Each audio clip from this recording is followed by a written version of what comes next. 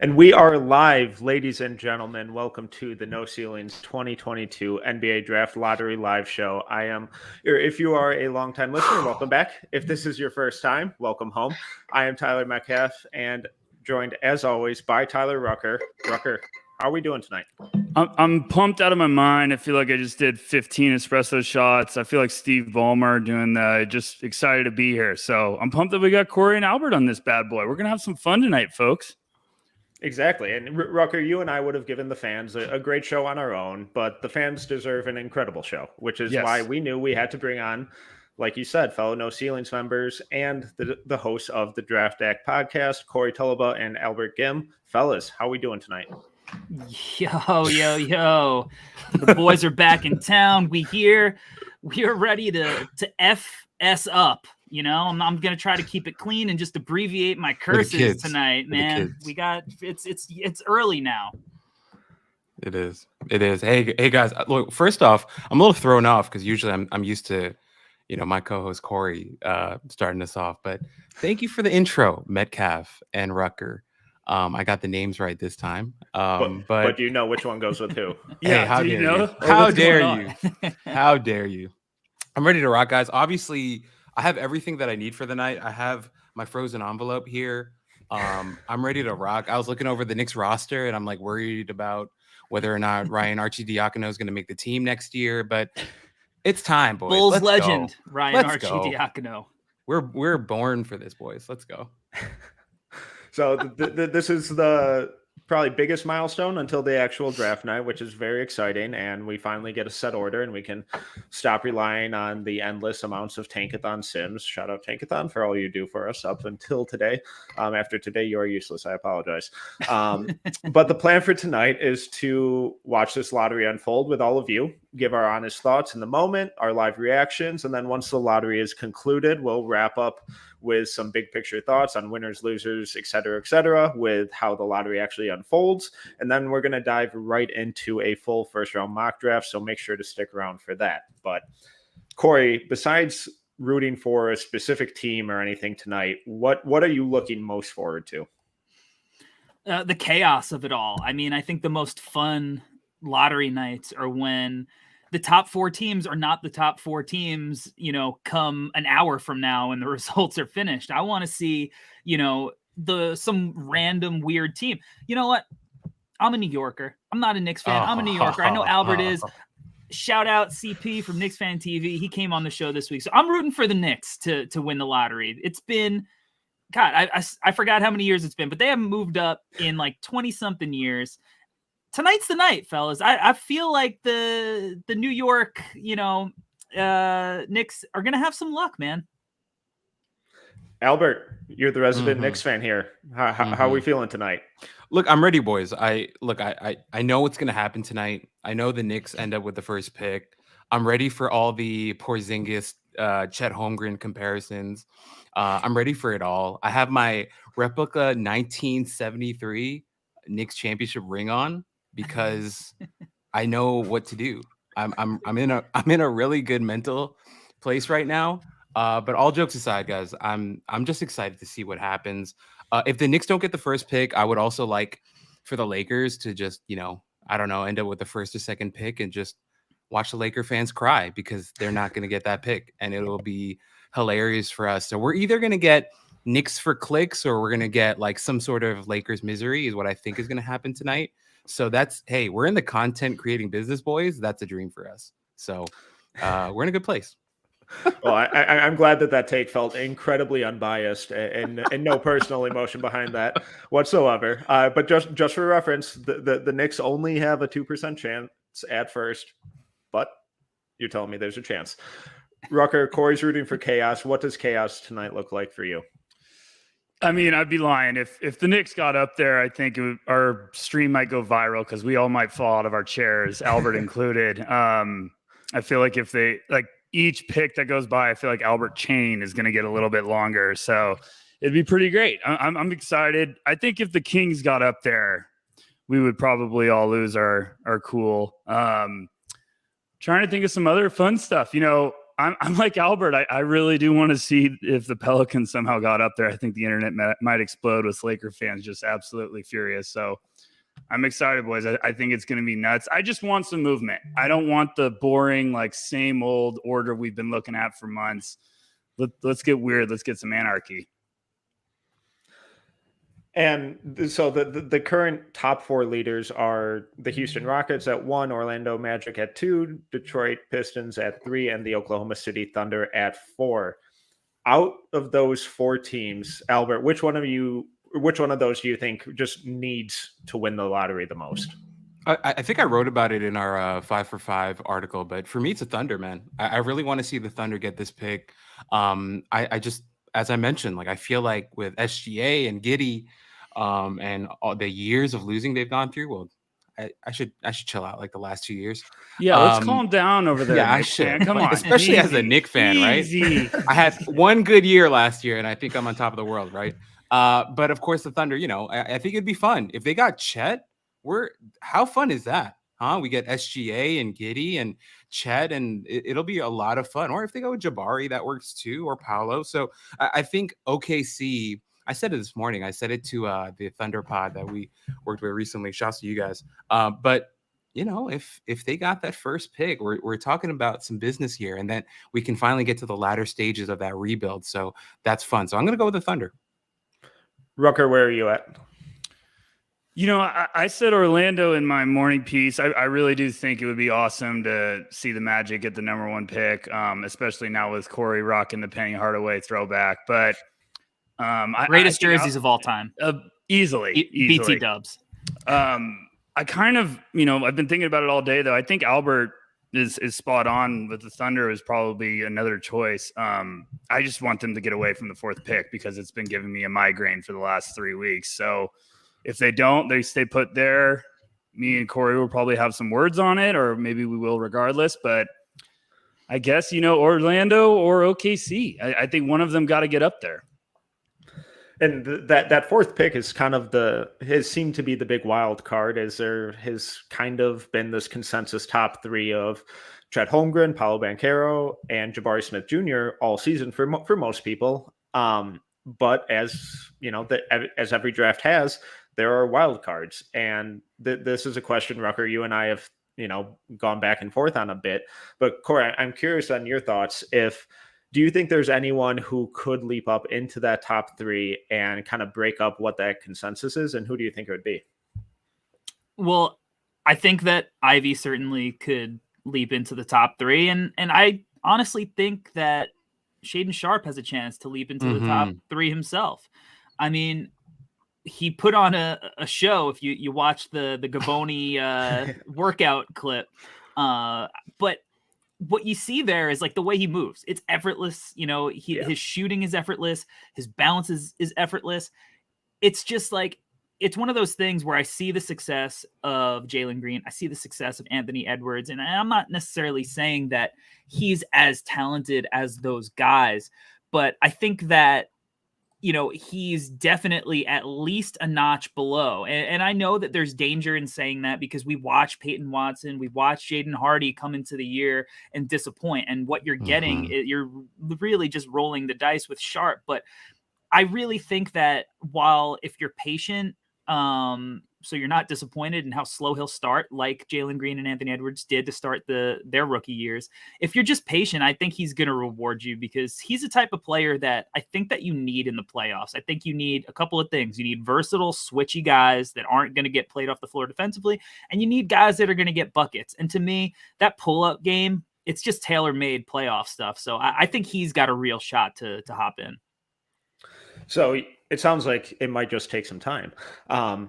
Albert, you're nodding along during that that entire speech by Corey. So do you think Sharpe is that guy to jump in, or do you lean more towards Ivy? And if one of those two are jumping in, which one of these, quote unquote consensus top 3 has fallen out? Look, guys, I think first off, for the 3 of us, other than Corey, I'm pretty shocked that he didn't throw Ryan Rollins in there. I thought Ryan Rollins was going to be in there somewhere. Stand up.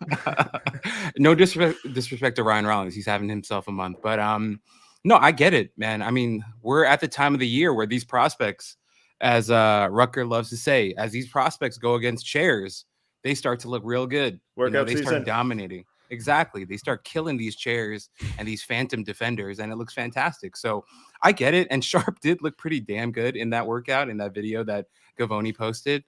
Didn't see the whole workout, but I mean, do we need to see the whole workout? Right? That's how the world goes nowadays, right? But guys, I seriously though, I like Sharp a lot. You talk about a guy who's going to be able to go get a bucket, who's going to be a freak athlete. The handle's there, the shot creation, the shot making is there. Obviously, all these statements that we're making are pretty much based off of what we saw from like really scratchy film. But we'll see. I think it could happen. In terms of who could fall out, I would probably say Paolo, right? It feels like a lock. Maybe this is just me, but it feels like it's a lock for Chet to go number one, and Jabari's going to have a ton of fans. Paolo could have fans too, but I feel like if I had to pick out of those three, it'd probably be Paolo dropping out of the top three. It's probably what I go with. Well, the whole point of winning the lottery is obviously winning the number one pick. So, Rucker, if you were a front office exec and you did win the lottery, who at number one are you just leaping out of your chair, just over the moon excited to take?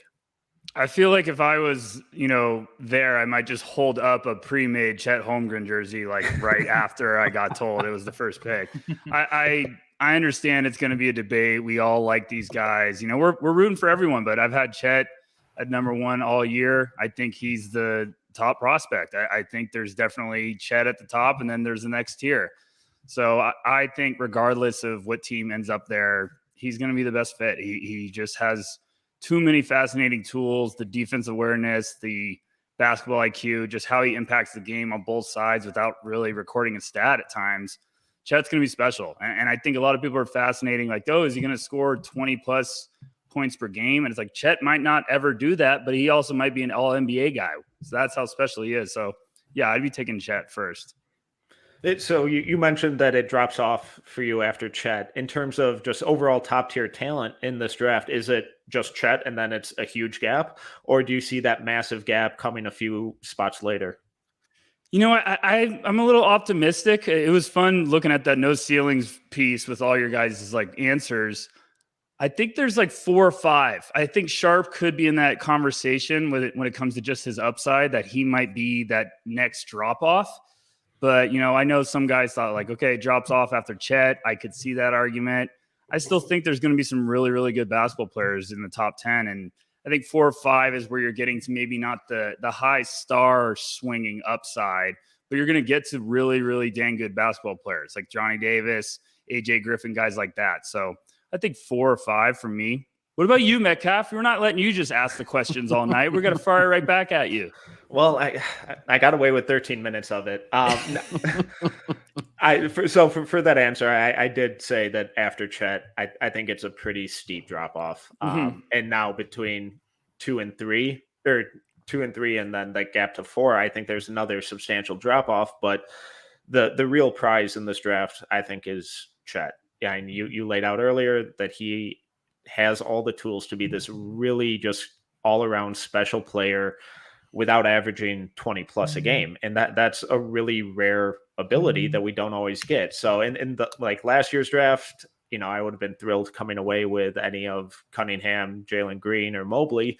And this year it's like, okay, if I'm not getting Chet, I'm not, I'm still happy with Paolo, Jabari, Johnny Davis, Jaden Ivey, Shaedon Sharp, but I'm not necessarily over the had moon to about sneak it. the Johnny Davis in there already. I was just gonna say, we couldn't even get 20 minutes in. That was good. Well, you made me talk, so if you can't expect me to talk too long without bringing up my boy Johnny Davis.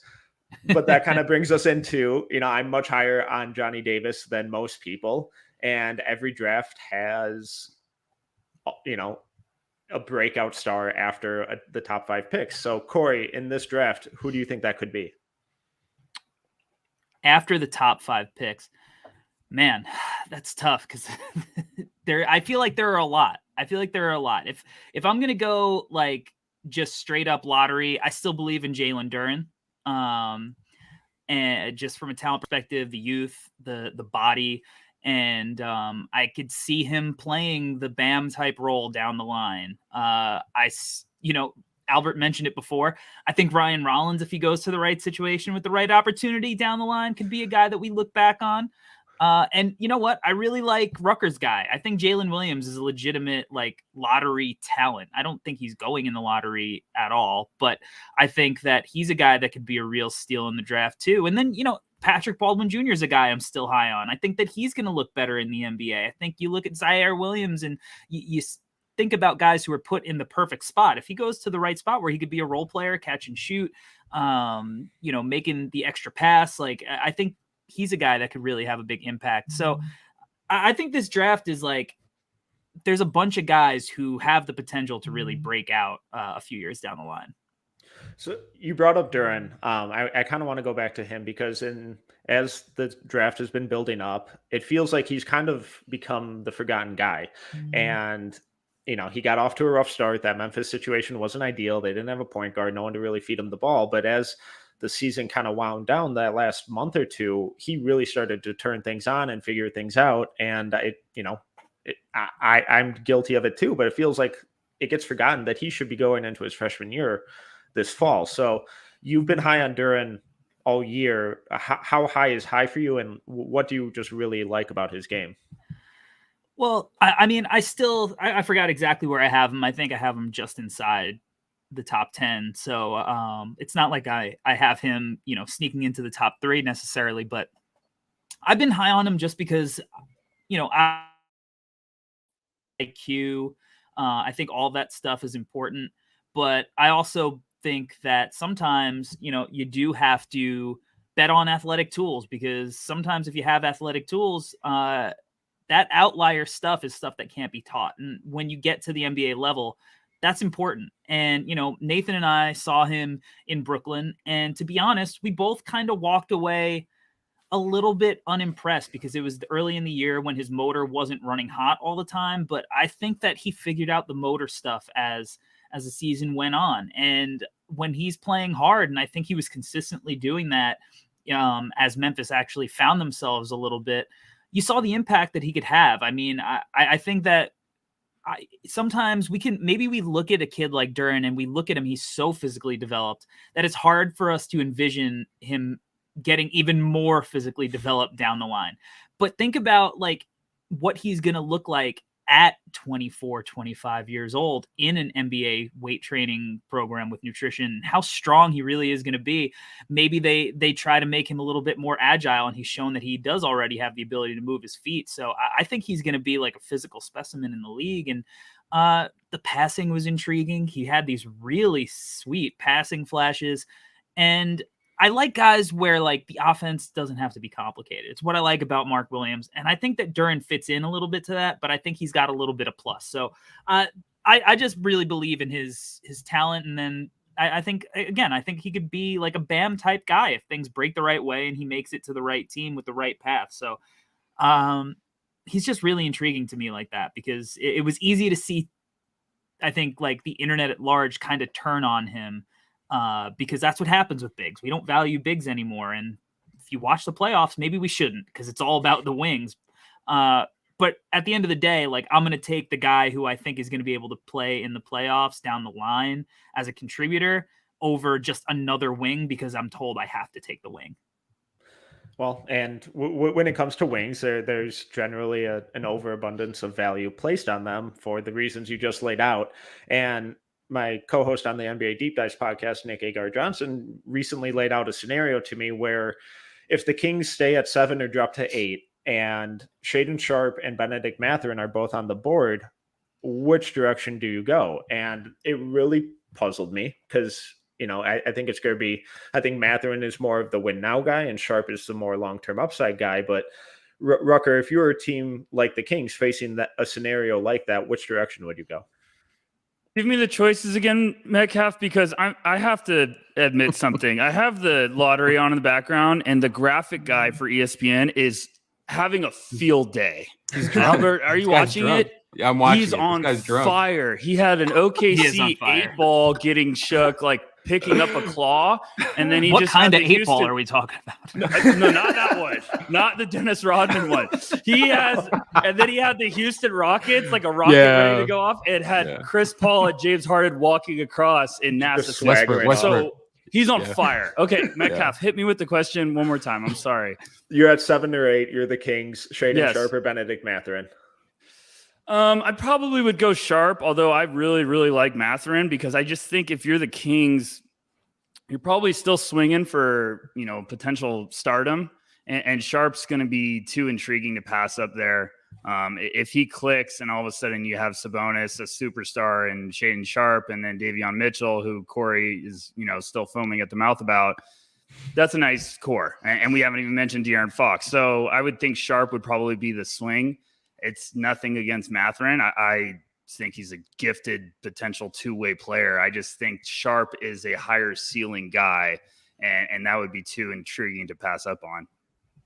Sorry, Metcalf. I'm sorry. I'm just no. I'm glad you're really invested in what we're doing here. No, I am. I was just like, I'm jealous. Well, Metcalf, if you want me to set you off even more, ESPN's listing Mike Schmidt's, Johnny Davis available. at 10. Johnny Davis at 10. So just simmer on that real quick. It's fine. Everyone's wrong once. Once in a while. So wait, Metcalf, can I do this really quickly? I want to ask you guys how do we feel about Kendrick Perkins sitting here at that desk? Like, how do you think Jay Billis feels about having to break down these prospects next to Kendrick Perkins, who's probably hasn't watched any of these guys this season?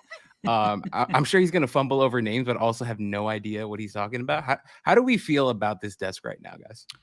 I just need him to say Moses Moody once, and then it's going to be worth the entire process. So Perk's good. Perk's some good comedic relief, but Jay's going to have his hands full,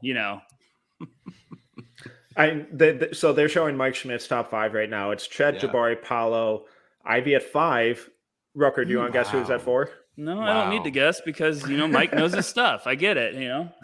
Hello, Keegan. So Keegan Murray at 4. Which how dare someone have a 22-year-old or 20? I don't even know how old he is, but a grandpa in his top 5. Modi Muzi. Rucker. Please describe why Keegan is a worthy top 4 pick. I think it's just everyone fascinating with the age wants to hate on Keegan Murray, but you're looking at a guy that high intangibles, can space the floor from NBA range, can put it on the ground, attack the basket, finish around the basket. He has two-way versatility. Just a smart player that really knows how to get it done on both sides. I think he's just going to be an absolute steal wherever he ends up. I think he's going to go earlier than people are expecting.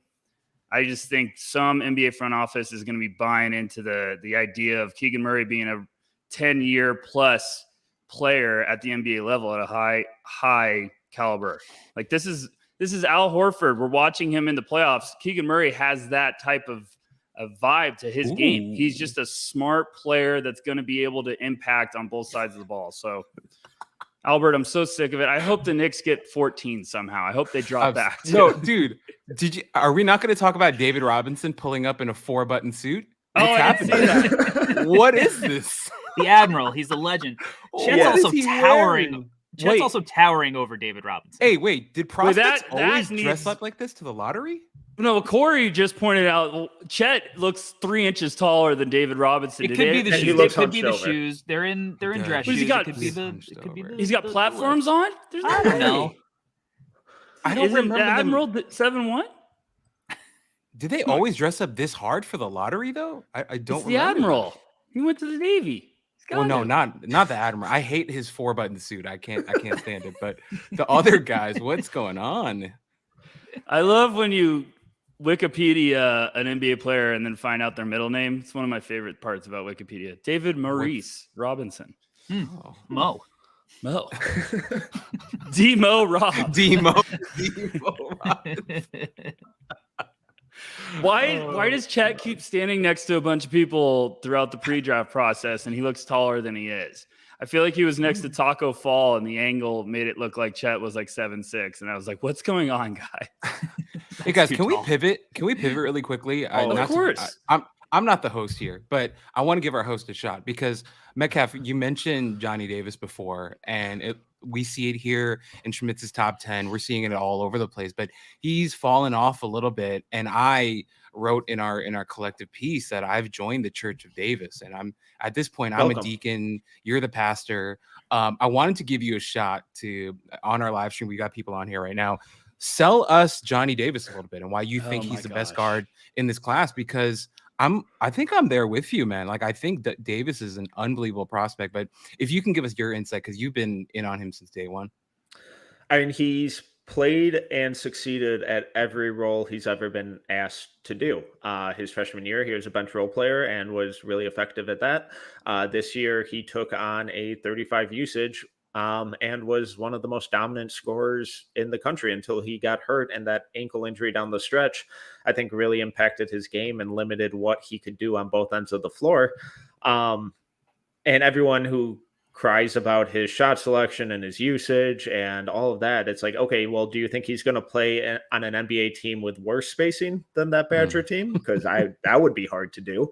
I also don't think he's going to be asked to have a 35 usage rate, which then opens up his scoring and his passing. And for everyone about to come at me about his assist numbers, to get an assist, the other guy has to make a shot. So, it's a two-way street. So don't come at me with, his assist to turnover ratio sucked.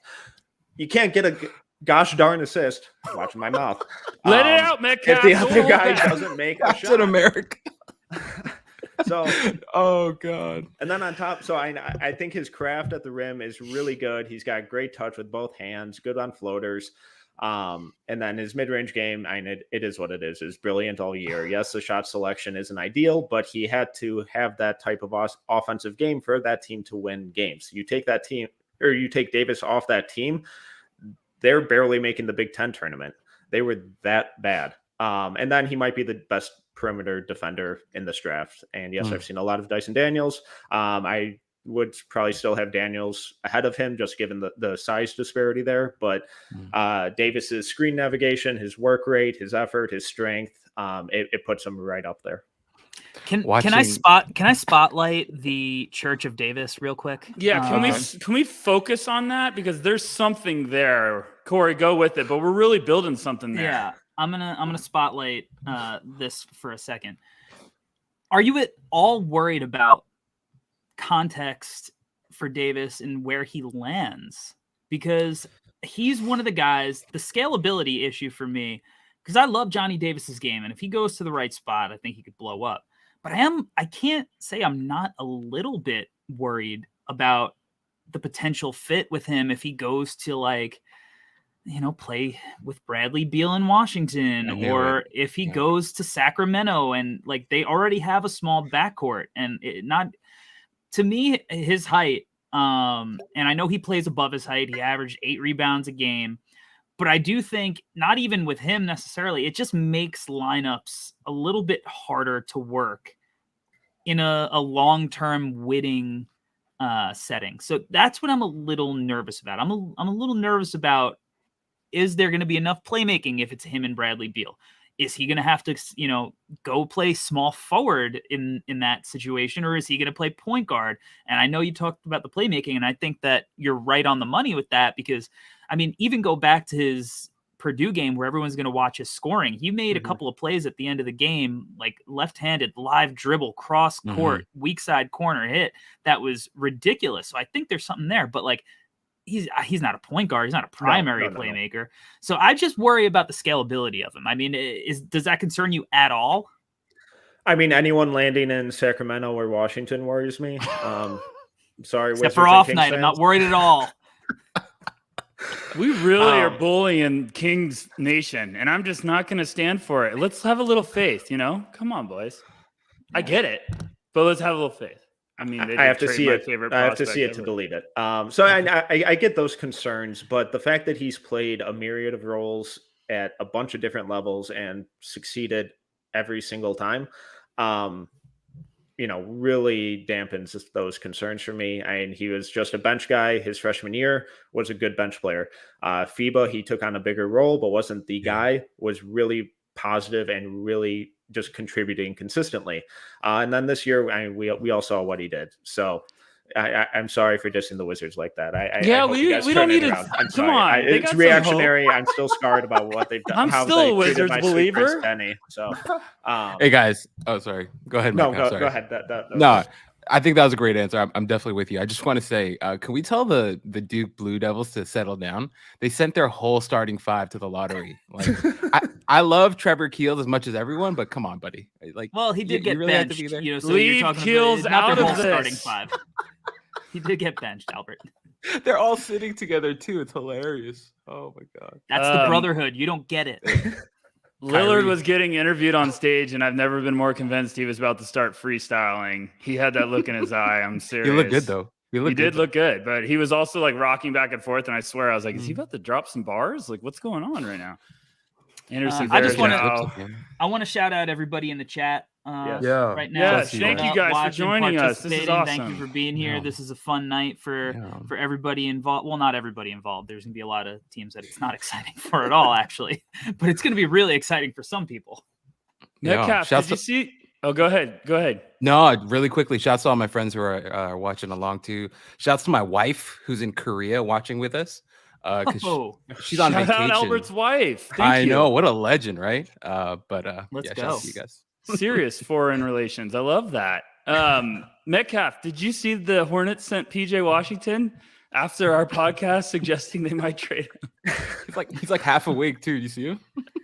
Can we talk about the representation at the lottery? I feel like if you have to send like your front office executive, I feel like you should automatically be disqualified.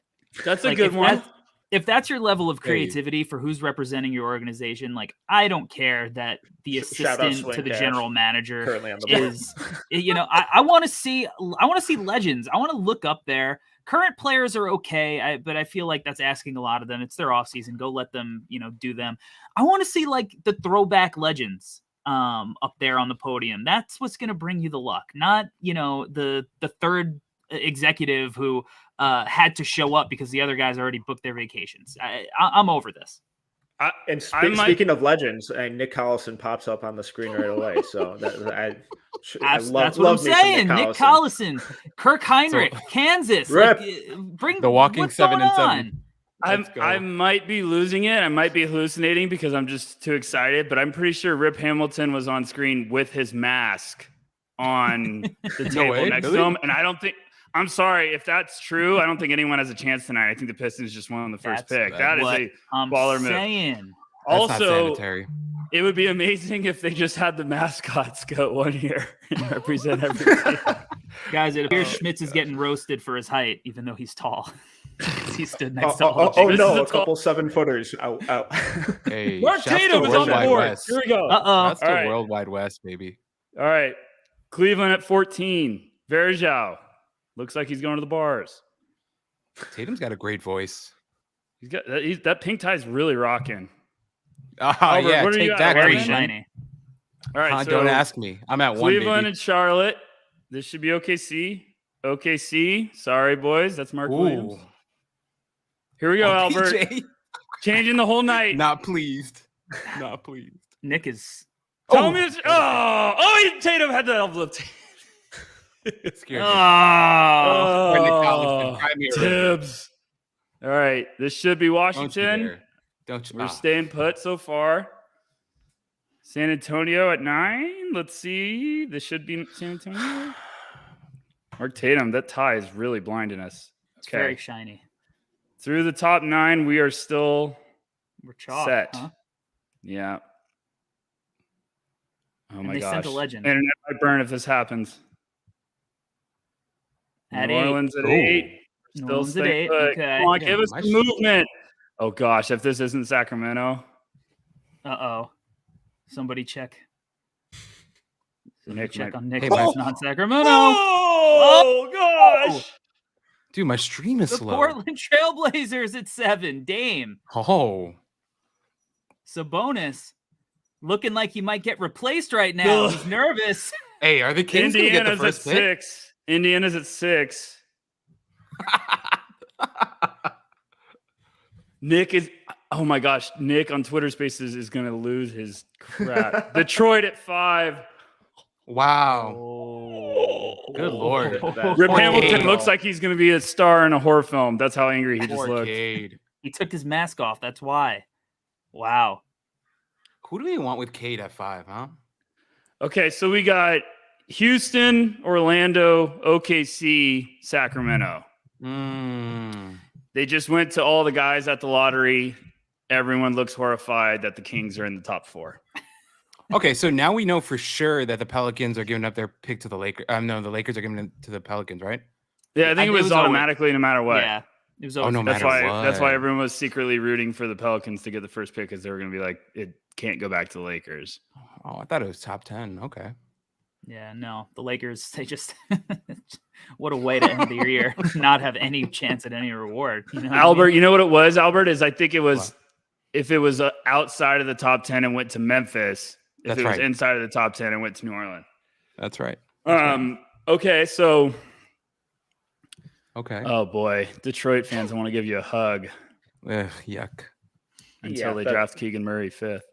So OKC still has a shot to be in the 4th spot for us to have nightmares. Yeah. So That's what you're if this is OKC, me and Corey might actually turn into The Shining. Jack Nicholson. But Sacramento, they had initially what? They were projected to get the 7th pick. Yeah. So Yeah. Sacramento's moved so up. another year, the 7th pick moves up into the top 4. I did not know this, Corey. Wow, you did some homework. We have to start aiming for the 7th pick now. The Bulls were the 7th. They had the 7th best odds the year they moved into the top 4. I'm not sure about last year. What was the top 4 last year? Was it Toronto? Toronto. Yeah, Did went Toronto up move 4. up? They moved up, right? Yeah, Toronto went up a lot because it was a big deal. Because we were all legitly sold on Jalen Suggs going there until Cy did his own thing. Metcalf, how are we feeling? You're quiet. I don't like it. No, my stream is like 4 seconds behind you guys. I'm sorry. So, no, you're good. We tried to plan this, but you gotta be better. Gotta be better. Johnny Davis would have been on top of it. Goddamn Comcast. So what does this mean for Detroit now? Right. Is it Shaden Sharp, Drayden Ivey? Shaden Sharp. Why did we just ignore Keegan Murray? I just said it. I just said it out loud. He's Like, going people heard first. it. So has Keegan would be a dream there. How does he fix their athleticism problem? He doesn't. He fixes their we just got a damn good basketball player problem. Isaiah Stewart, Keegan Murray, Sadiq. Oh God. Come on. Cade. This guy named This is Cade. so fun, I don't know if guys. you've heard I'm of him. having so much fun. Oh my God. Give him Sharp. Come on. Give him Sharp. Bro. I'm not gonna lie. I kind of like Cade and Shaden Come Sharp. I feel on. like that's I love a good, it.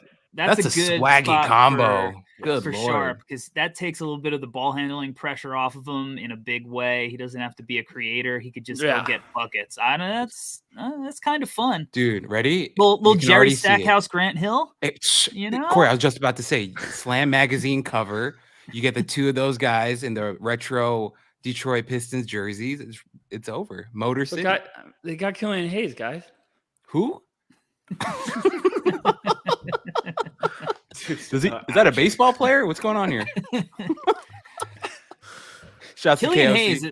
Killian Hayes that's a dope name. I will say, just a from great like a name. strictly name Killian. perspective, sounds like a guy who should be like an all-star. We still believe. We're not giving up on him. He's got another year before we give a. I'm being I don't think we optimistic. believe he's going to be an all-star. I'm being optimistic. KOC is being optimistic too. Somebody's got to be. KOC's having himself a month. So Now, let me present you with something, because there are rumors that Portland is going to try to trade their pick for Jeremy Grant. So let's say they trade Jeremy Grant for the 7th pick to Portland. Does 5 and 7 move you up at all? No. Interesting. Why is Jeremy Grant worth the 7th pick? Did I lose something? Did I not watch a game where he had like 40 and 20 or something? Maybe it's that it's also you get Jeremy Grant and you keep Dame. Maybe it's one of those type GM pressure, Dame. front office pressure moves. And the Kings Kings fourth are pick. the fourth Oh pick. boy. OKC, no headache. Rockets 3. Oh, give it to us. Oh wow. Uh-oh. Wow. Give it to Here us. we go. Either way, I'm pumped. OKC at 2. You're humped. Orlando Oh Magic. wow. Wow. There Damn, Wow. Let's go. Somebody say Orlando 1. Orlando 1. Jonathan Isaac, line 2. He's busy with Tucker Carlson right now. The joke will not get old. Did you guys order his book yet, or what's going on? No, it's on. I'm gonna back get order. it autographed Pre-order? on the Reawaken Orlando tour. Hey, good for Magic fans. OKC, you got to be pumped up. You're up to 2.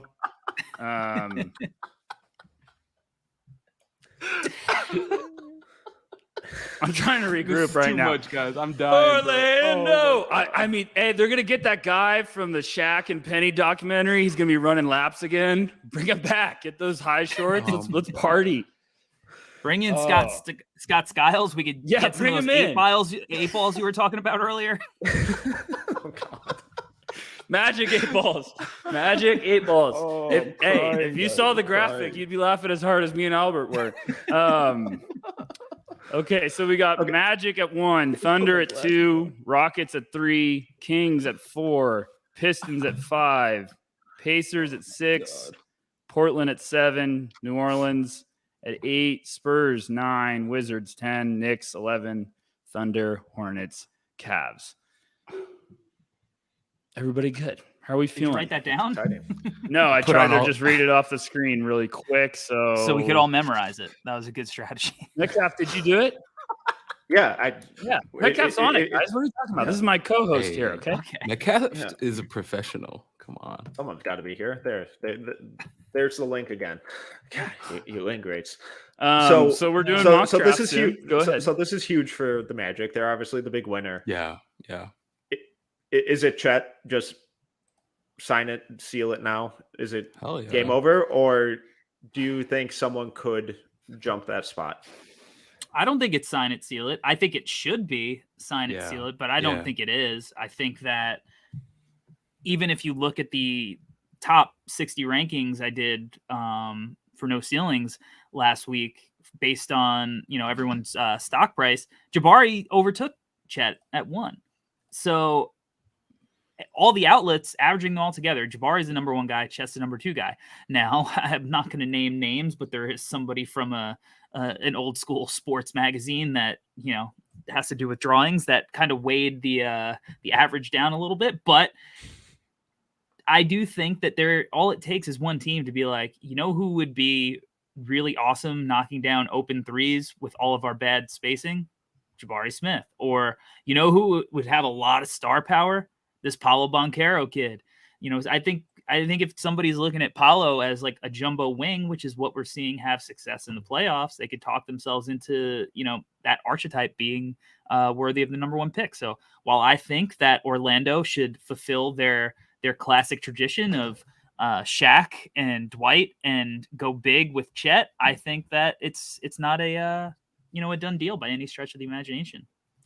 But he's skinny. Aren't you worried about that? You're right. Yeah, I didn't think about that. Moving on. So Rucker, just if we're talking about just pure fit, not necessarily talent, who we think is best available, is Chet still the number 1 guy to the Magic for you? Yeah, I think John Hammond's still there. He was with the Bucks when they took Giannis. They like length there, and I just think Chet is what they need. They need that anchor in the middle. I know Wendell Carter had a great year. I don't think that's enough to move away from drafting Chet. I'm like Corey, Paulo could be intriguing there. You could be fascinated with the offensive upside because they need a guy to just feed also. Like as easy as it is to take Chet because we might all see him as the number 1 prospect, they need someone to give the ball to just be like, go get us buckets. And Paulo's going to be that intriguing option. I think Jabari would be a little rich for my taste just because I think he's still got plenty of levels to go when it comes to developing like the rest of his game. But I would be going with Chet. I don't see how you can pass that up. You're also getting Chet and Jalen Suggs. Everyone's going to play that storyline. They played high school basketball together in Minnesota. So, Friendship. Friendship. There you go. Chemistry, building it up. So, yeah, I would go with Chet. What about you guys? Would you think another direction? Metcalf since No. Guys. Yeah, it's day one, Chet. I would be submitting the pick right now unless someone wanted to offer me some stupid trade. But the other big winner here, I think, is the Thunder moving out up and out of that 4th spot. Albert, let's assume Chet is gone. Since we're all Chet fans here, who do you think they should or would go with? So here's the thing. I was just thinking this. Like, I feel like Orlando, if they passed on Chet, then OKC's sitting pretty and they could just grab him at 2. But in this exercise where you're saying that Chet's going to go number 1, I was thinking about this. But there's a very real world where Shaedon Sharpe ends up in that conversation for number 1. As he continues to kill it in empty gyms and stuff starts to come out and people fall in love with him, I'm not saying I want that to happen, nor would I even predict it. But what if there's some weird, bizarro world where suddenly Shaedon Sharpe is in the conversation for number 1, and that could get kind of wild too. But I think Sharpe could be a good option there at number 2 for the Thunder. I think that's a really interesting fit. Obviously, with SGA, he has the ball in his hands a lot, and same for Giddey. But still, I think with his athleticism and his shot making, I think it could be an option. Would I go with that? Probably not. Actually, I'm not sure. But I still feel like there's a very real world where Sharpe is in the discussion for number 1 and Chet falls to number 2 and OKC gets him. Corey, where are you at with the Thunder's draft route? Man, so obviously that situation that Albert just described is, the ultimate dream, but I think they got to go Paulo, and I have reservations about him. I watched him live a couple of times, and when he wants to be, I think he could be the best player in the draft, but that mentality of him always wanting to be is certainly something that I question. But the skills are there. He's got guard skills at 6'10", 250. I don't think the shot is as broken as some people are probably going to say that it is. When he wants to, I think he could defend in a multitude of ways. I think he's quick and agile on his feet. And I think that he just fits the roster really well. Like, I think that he's a guy that there's no overlap in any of the skills that the smaller guards bring. I think that Paulo is a clean fit there. And maybe Oklahoma City is a place where he can go to actually focus on basketball a little bit and not be in some super big market and kind of not go the Ben Simmons route, which is, I think, a route for him as far as like not taking basketball as seriously as you want. I think Oklahoma City, a small market like that, maybe that's a good spot for him to land to just work on his game consistently and just grow as a player and as a person. Then obviously, besides the top 3, the other big winner tonight is the Sacramento Kings jumping to the 4th pick. Albert, what does this mean for them? And just what are the different routes that you would like to see them pursue?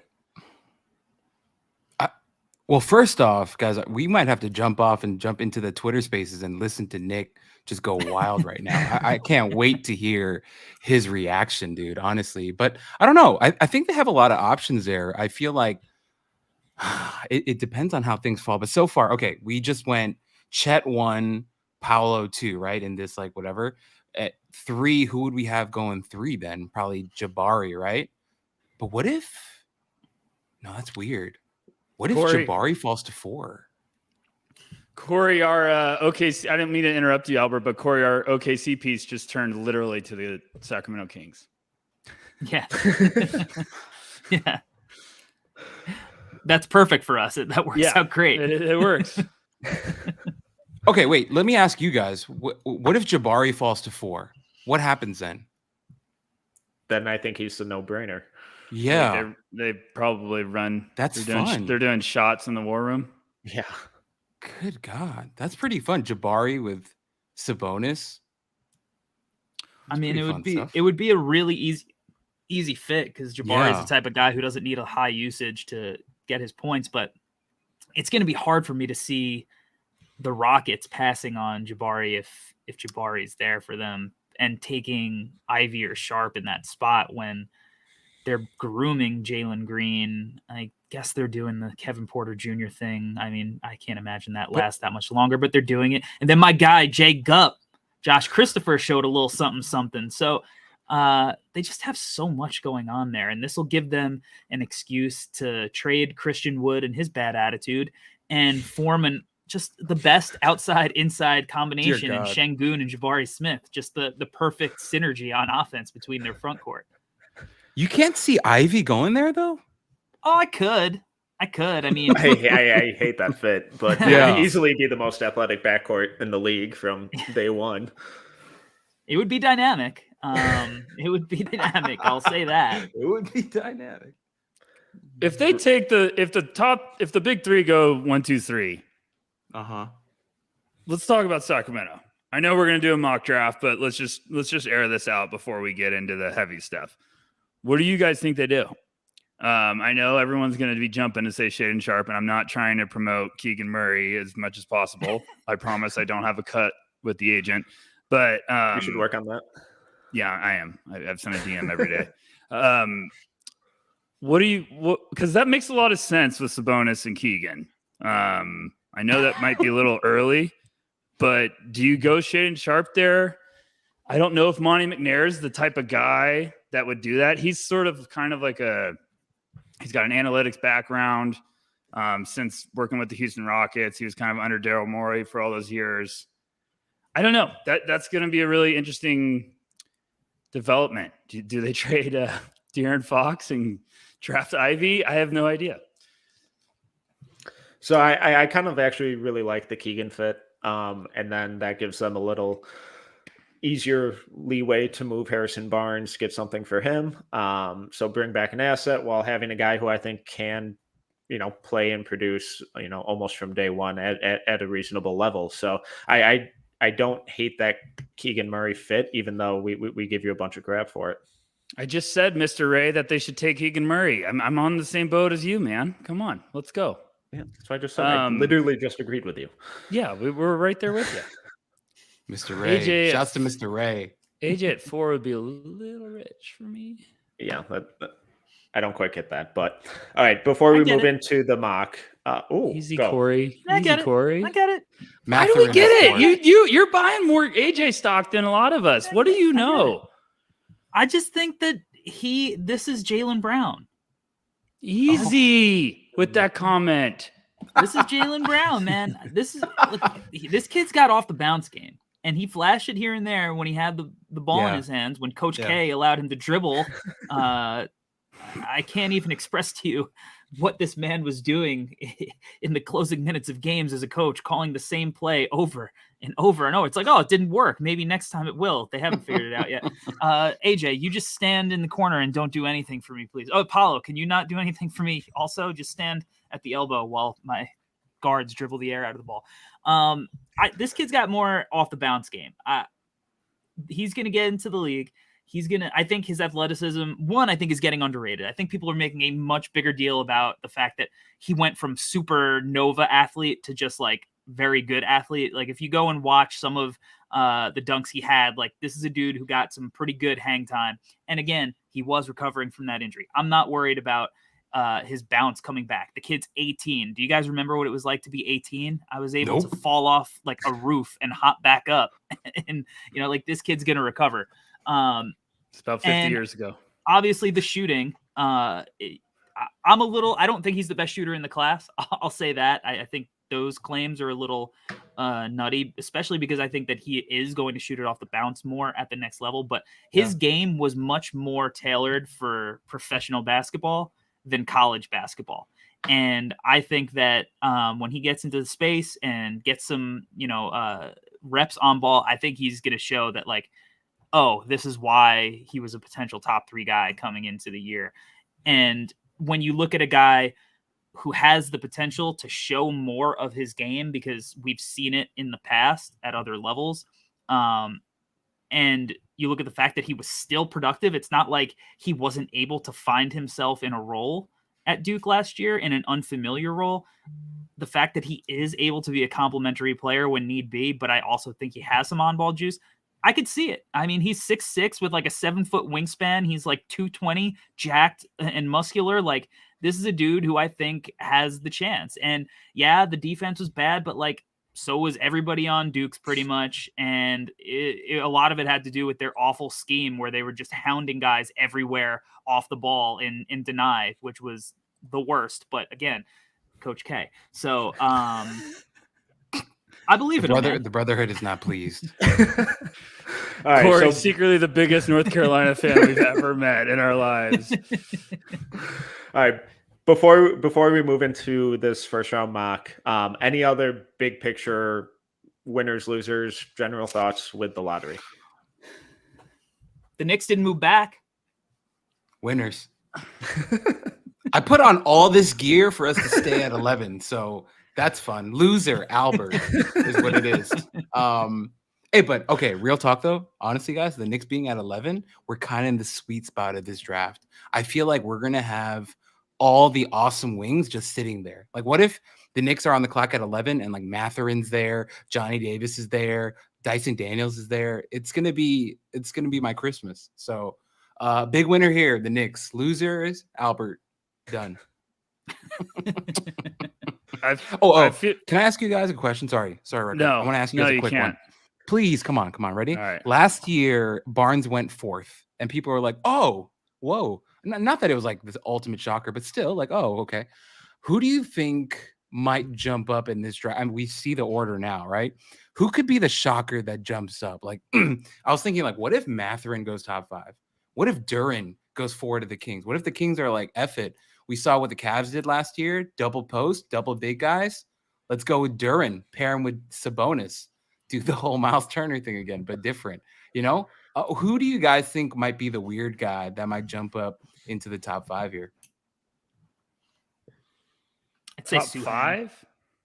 Top 5 is a little rich, maybe, but if you're talking about like the Giddey jump, maybe more so than the Scotty Barnes jump, where it's like, I could see Suhan jumping up. I think that teams could fall in love with the frame, the versatility, the youth. And the fact that, again, like, he looks like a guy that could play for the Raptors or the Celtics as a switchy, versatile, wingy guy. So and also tantalizing hair. So I think that he's definitely a guy that I could see kind of making a little bit of a leap. I think I'm going to have to go with Dyson Daniels. Just that size, the defense, someone buying in on the shooting and the playmaking. Having a alleged 6'8" point guard. There are a lot worse things in the world. Probably go Daniels. Not into the top 5, but Blake Wesley is going to get somewhere that's just going to make me flip a desk. So other than that, I'd probably say Dyson Daniels. I could see Durant being the wild card. I could definitely see him being one of those names that shocks us where he goes. But, Corey, did you say something? I did not. Thank you. Yes. Hey. Let's give Ty to the Knicks. I'll sign off now. Let me just jump off, guys. I'll stop this. You 3 can host this. Do you guys know it was a fun thing with Ty when I saw him opening night against Duke, when I went into halftime and I met up with somebody and I was like, so Ty Washington can't dribble, right? Because Trevor Keels was just putting him in absolute hell that night. So that's fun. That's what Keels does to people. So I get it. God. Here we go. I'm back. All right. So I think this is as good of a time as ever to pivot into our mock draft. Our order is going to be Corey, then Albert, then Rucker, then myself, and we'll rinse and repeat. So, Corey, with the first overall pick, the Orlando Magic select who? Chet Holmgren from Gonzaga University. Bastard. Perfect. I think we thoroughly covered him not 5 minutes ago. Sure. We all have him the best player in the draft. So if you miss that, rewind about 5 minutes, and there will be plenty more there. Albert, number 2, Oklahoma City. Who you got? Wait, is this my pick or what I think they're going to take? Sorry. Your pick. My pick. Oh. Are we doing? Did we all agree on that? We're I not. think We're we not. Yeah, we're not doing That sounds great. Okay. So what you Cool. think is going to come down the road? Spoiler alert for everyone listening. We'll do a mock that says what do we think they're going to do. Okay. Albert's pick for the Thunder. I'm going Jabari Smith Jr. out of Auburn. Expand. Oh, boy, here we go. Boring. Here we go. So why Jabari for the Thunder? I like it, man. Like, I feel like all of our concerns with Jabari, he's going to be given the time and the leeway to work those things out playing with SGA and Giddey. I think they're going to ask him to do a lot of pick and pop. I think he's going to space the floor for them. I think defensively he's going to bring energy and length. I think you could, yeah. I think it's the right pick there. As much as like I like Paolo too, but I think I'd rather have Jabari with that team. I think it's more fun. So I went with Jabari. All right, at number 3, the Houston Rockets. Rucker, who you going with? Are you going to take Paolo or go a different direction? No, I'm going to take Paulo. I think, looking at this right now, I honestly think this could be the best fit for Paulo. And I know Rockets fans are probably foaming at the mouth hearing that, but if he went there compared to the other two places, So I is just think, Paulo Banchero fan club. Shout out. yeah, Paulo Banchero. He's pissed. He's pissed he didn't go number 1. PBFC, shout out. So I think putting him with Jalen Green, Şengün, those pieces that they have, that's some real fun offensive upside. So Banchero at 3, Rockets fans would be pumped up out of their mind. Do you have any concerns about taking the ball out of Jalen Green's hands, or do you think by adding another plus passer at that position, at a post position, that kind of unlocks even more of Jalen Green's off-ball scoring? Yeah, I think unlocks more. I think you could put Paulo at the top of the key, have him almost being a playmaker, running sets, Jalen coming off screens, all that fun stuff. It would just be a great, almost like getting just a serious boost, just like supercharging that offense. And it's going to bring some excitement with that young core. They're going to love playing together. And I just think Paulo and Jalen Green together would be a dangerous duo. So that would be a slam dunk for Rockets fans, especially picking 3 if you could still get Paulo. Really quickly, the Şengün Paolo passing that's fun. Yes. That's really fun. At number 4, the Sacramento Kings, I'm going to go, like we said earlier, Keegan Murray. I think he provides a sense of stability, versatility, consistency, and production that team could use and needs. And I think he's going to be one of these guys. I think they're certainly much bigger home run swings, but that's a team so desperate to make the playoffs. And at this spot with, getting a guy for the long term who's also going to be able to produce at a pretty high level, I think, from day one, I got to go Keegan. Number 5, the Pistons. Corey, who you got? I'm going to take Jaden Ivey for the Pistons. Oh.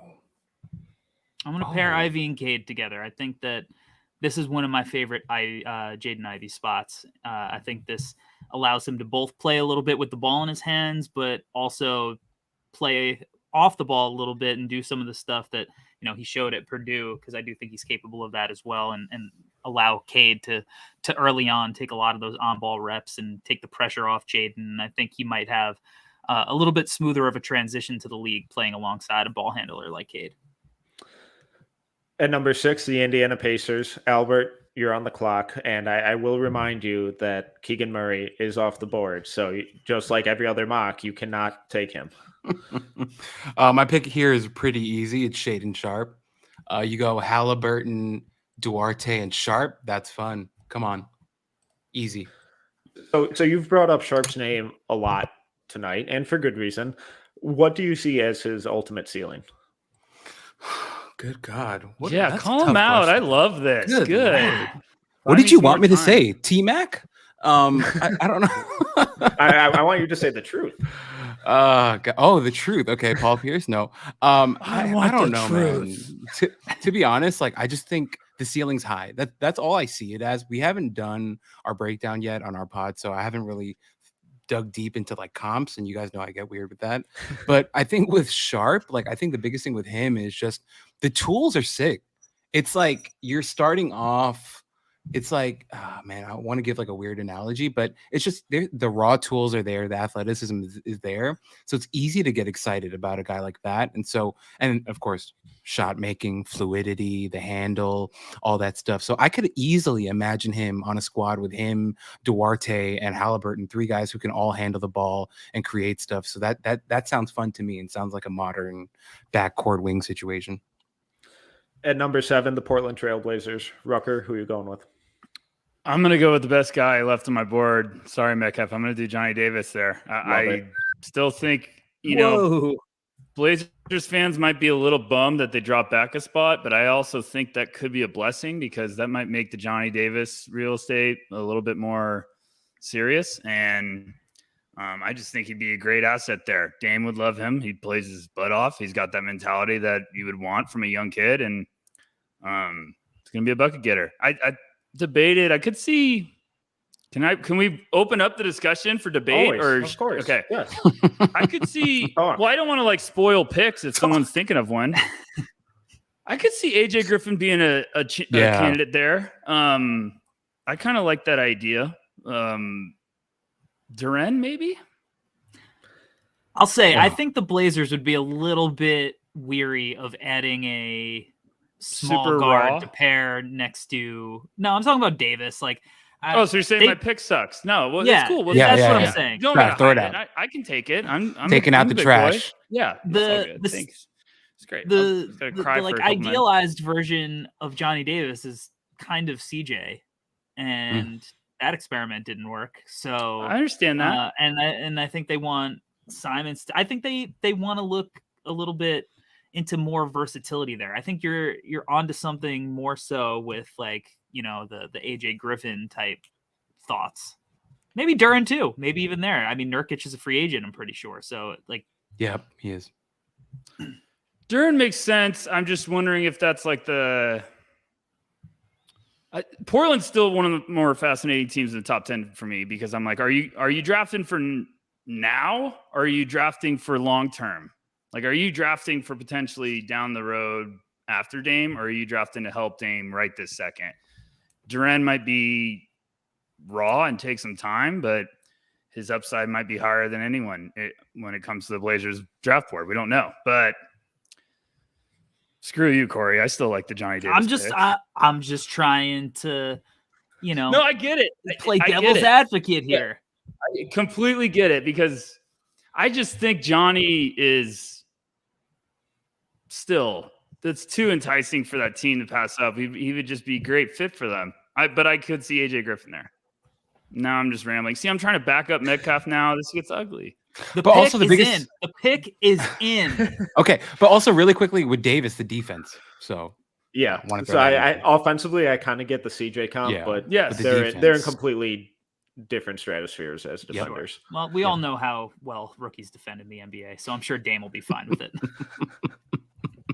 Well, if Johnny wasn't taken there, I would have taken him at 8 for the Pelicans, but I'm going to go with AJ Griffin. And you know, whatever defensive shortcomings he may have, I think Jose Alvarado and Herb Jones and Trey Murphy will clean those up pretty quickly. And then just that additional wing shooting with him and Ingram, Trey Murphy, Herb Jones, all of a sudden becoming an awesome 3-point shooter. I think that just adding to the stockpile of wing depth and wing contributors. So at number 9, San Antonio Spurs. Corey, who you going with? And please don't do it. Don't do He's it. gonna do it. He's gonna do it.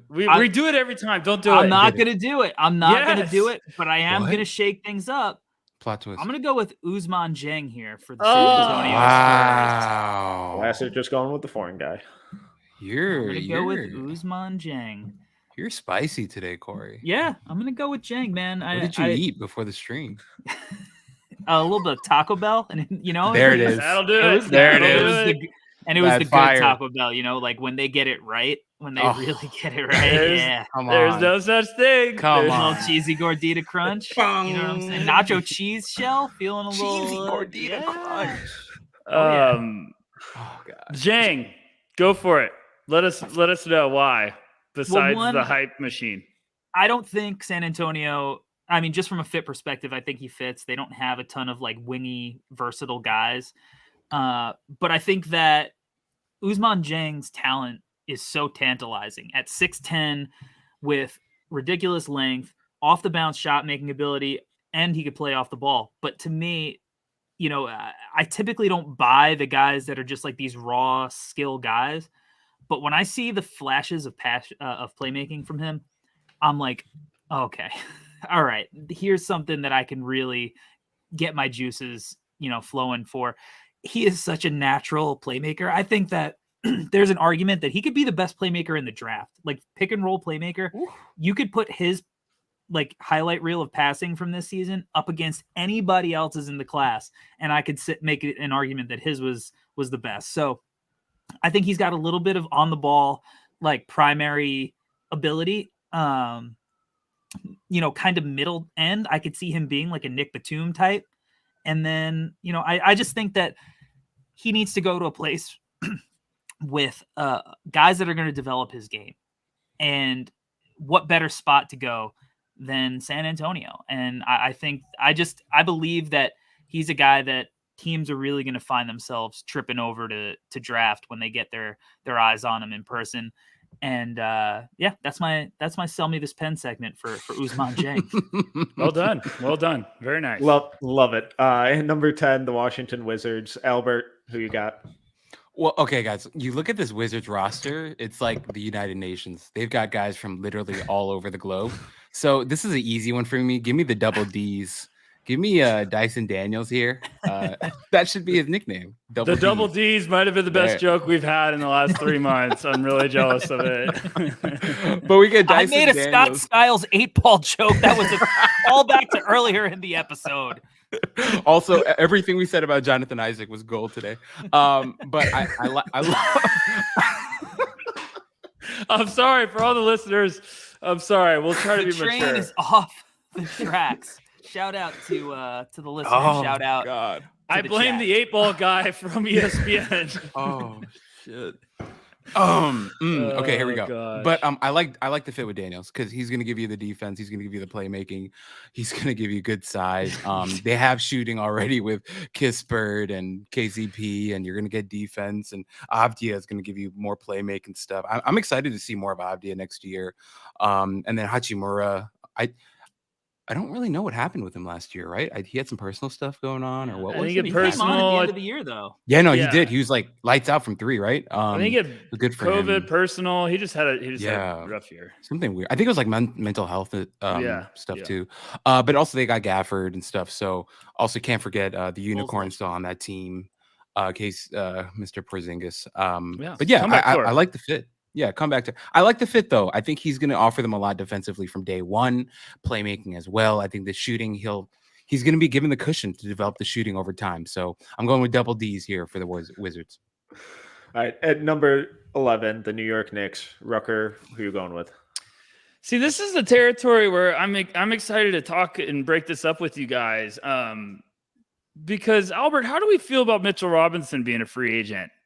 Because I feel like he's always hurt. So why is everyone convinced that he's going to get re-signed?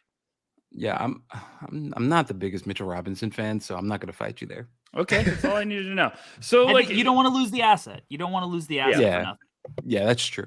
Don't let him walk for free. But I'm not going to go there. All right. Duren on the board is intriguing, but I'm not going there. I'm going to go with Benedict Mathurin. Okay. I'm going to give the Knicks Mathurin. I think his mentality, his outside shooting should pair very well with RJ Barrett. That's one of my favorite fits. And Mathurin's he's a dog. And the Knicks need guys like that are just going to battle the entire game. Mathurin runs off of everything in the world to get buckets. He would just be a grinder. Knicks fans would go crazy for him. So I do think Duren there. I've even thrown Metcalf on a previous No Ceilings pod. Like Mark Williams seems like the scary wild card there, but I'm going Benedict Mathurin for now. Thank you. Thank you so much for taking Mathurin. I would not have enjoyed Duren okay. I don't know. Anyway, let me shut up. I like Mathurin. Yeah, you watch your mouth. Metcalf, what were you laughing about? Albert's face when you said Mark Williams and just the eye pop. Why wouldn't that be a good one? Tim no, it's not bad. Like foaming at the mouth for that. But boys, the Knicks, we need modern wings. So Mathurin is a great choice here. We need more modern wings. So Mathurin, good. All right. At number 12, I have the Thunder, and I was fully locked into Mark Williams, but now that Jalen Duran has continued to fall. Ooh, that's a haul. Whoa. Pairing one of those two with Jabari Smith, I think, makes that front That's a court heck of a Sam defense Presti incredible. evening. Yeah. That's crazy. So I think Williams is more the win now guy. I think he's the more NBA ready from day one guy. But I still don't think the Thunder are super eager to be an awesome team next year. And I think they're looking long-term and big-time swings. So I'm going to go with Jalen Duran. Woo! That is It's a great pick. This is exciting now after we have because now when you're doing the mock, you get to this range now and you're like, whoa, pairing those two together is electric. Oh boy, that would be nasty. Talk about that duo upside if they hit their upside. Oh my goodness. It's a lot of fun. great. Giddy will have some fun with Duran. Yes, he will. At number 13, the Charlotte Hornets. Corey, who are you going with? I know where everybody thinks I'm going, but I'm a little surprised knowing this crew that this guy's still on the board. I'm going to take Malachi Branham here. Oh, you bastard. He would have been my pick for the Knicks.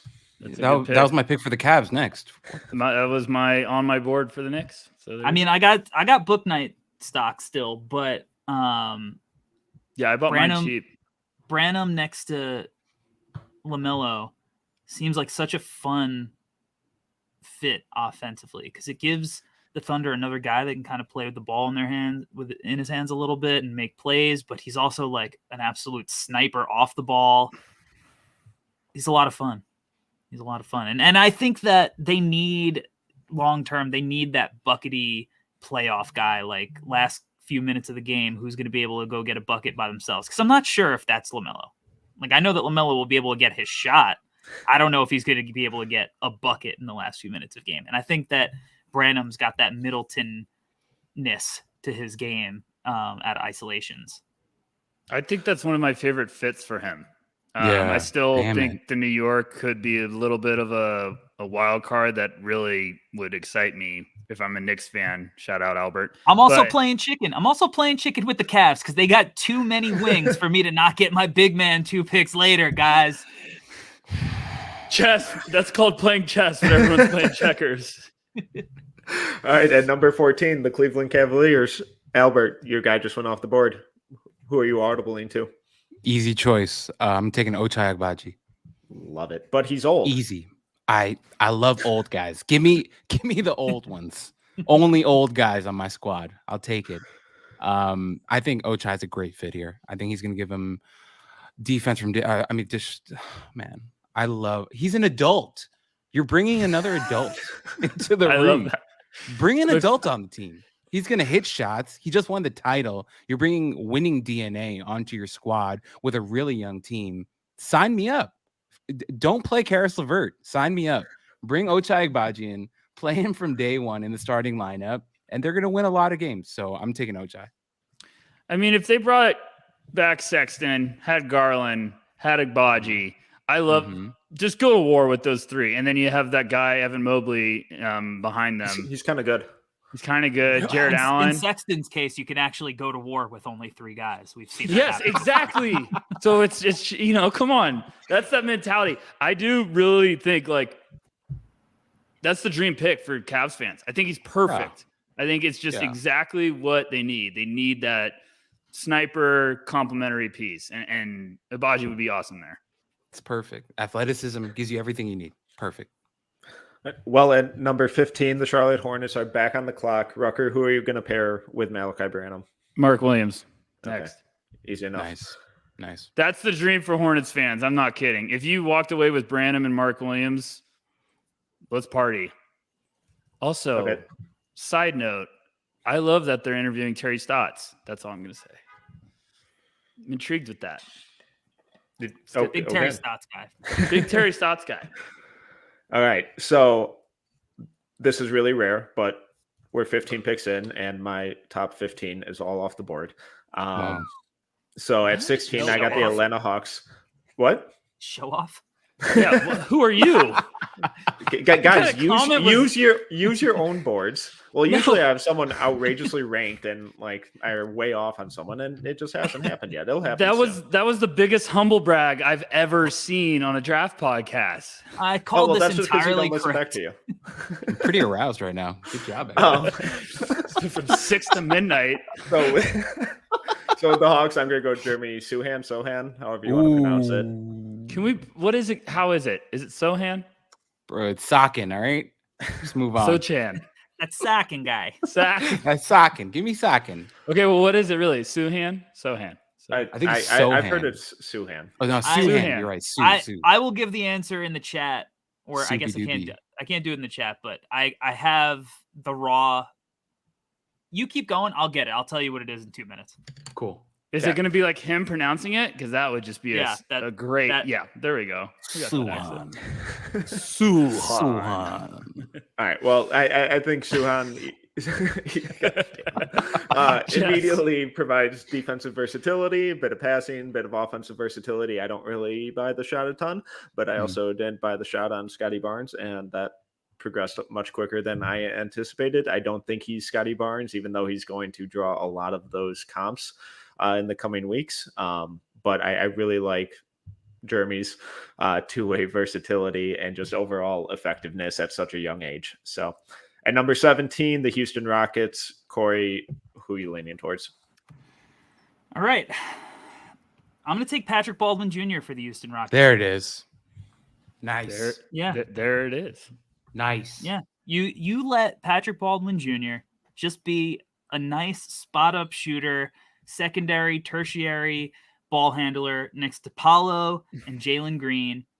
Just all the open looks he's going to get, it's going to bring him back to the guy we thought he was coming into the year. I'm betting on the size, the talent, and the fit there. Love it. At number 18, Chicago Bulls. Albert, who are you going Don't with? fuck this up, Albert. I'm running up to the podium. Give me EJ Liddell. Okay. You may live. Come on. Come on. It's a great pick. Give me my flowers, boys. I think Liddell gives you shot blocking from day one. He was unbelievable last year in college. I love his versatility. I think he's going to shoot it well enough. This Bulls team, they're lacking size. Not that he's like some tower. He's a little undersized, if anything, but I think he's going to give you toughness defensively, the awareness of versatility. I'm down. Give me EJ Liddell. I love that fit. I think he's exactly what they need. Corey, how do you feel? I feel excellent about that. I would feel really happy. He's exactly what the Bulls need. Somebody that's on my short list. You know, I think that he's a guy that I can envision playing up and down in the playoffs. So he's ready to go. He fits the kind of more veteran type player, and he's not Blake Wesley. So all around, I'd say that's a win. That last part was my favorite. And the most accurate. Rucker at 19, the Minnesota Timberwolves. Please don't give me a brain aneurysm. No, Metcalf, we've actually talked about this guy going to Minnesota on a No Ceilings pod. I'm gonna go Tari Eason. Okay. I kind of like that fit a lot, just because me and you have talked about like it. Eason's puzzling, but I think if he went somewhere where they have like a floor spacing lineup, like if he could play alongside Karl Anthony Towns, I think that makes Eason's ability really pop. Like he could blossom with that additional spacing to drive, attack, and he's going to be fitting in perfectly with Patrick Beverley. Are you kidding me? They might actually kill someone on the court, so that'd be great. Actually, I'm kidding. I don't like murder. Metcalf. Important clarification. Yeah. Just can kidding. I pivot here by saying that the pronunciation is Sohan? So yes, thank you. Okay, Got So it. we don't have to talk about liabilities. Metcalf, they don't. Could Jalen Williams be a wild card for Minnesota? Wow. Probably Doesn't not. make sense. I don't think so. I think they have enough guard. I talking think they have enough guard depth. I No, don't I'm know. I like him in the Beasley spot. I'm He's more He's saying 7'2" long term. wingspan. 7'2" I'm saying- wingspan. We got to get rid Beverly- of D'Angelo. Yes, that's another episode. What they do with D'Lo is going to be really telling. Yeah. Finch loves Jordan McLaughlin. Ooh. Beasley is. I have no idea what their plan is with him. He was kind of the number one guy who was on the trade block all season. But then he became like the most effective volume shooter in the league in the second half of the year. But I really, really like Jalen Williams. I'm just not sure how he fits. We'll talk about Jalen Williams when we get to Jalen Williams. All right, Rucker? Yeah. Calm down. No, I was just saying. Keep it in your pants. I'm saying, what's the wild card there? Because I do like Tari Eason a lot there, but I was just trying to get a little outside the box. So screw you guys. I'm going home. Ooh, y'all sleeping on Beauchamp. Shane, come on. I like Marjan. I never sleep. That explains your erratic sleep behavior. Is the cousin of death. Drink too much coffee to sleep. Who's up? At number 20, the San Antonio Spurs. I'm going to go Christian Koloko. Oh! Whoa! What the hell? I hope Believers. Chance isn't in the chat still. F off. What?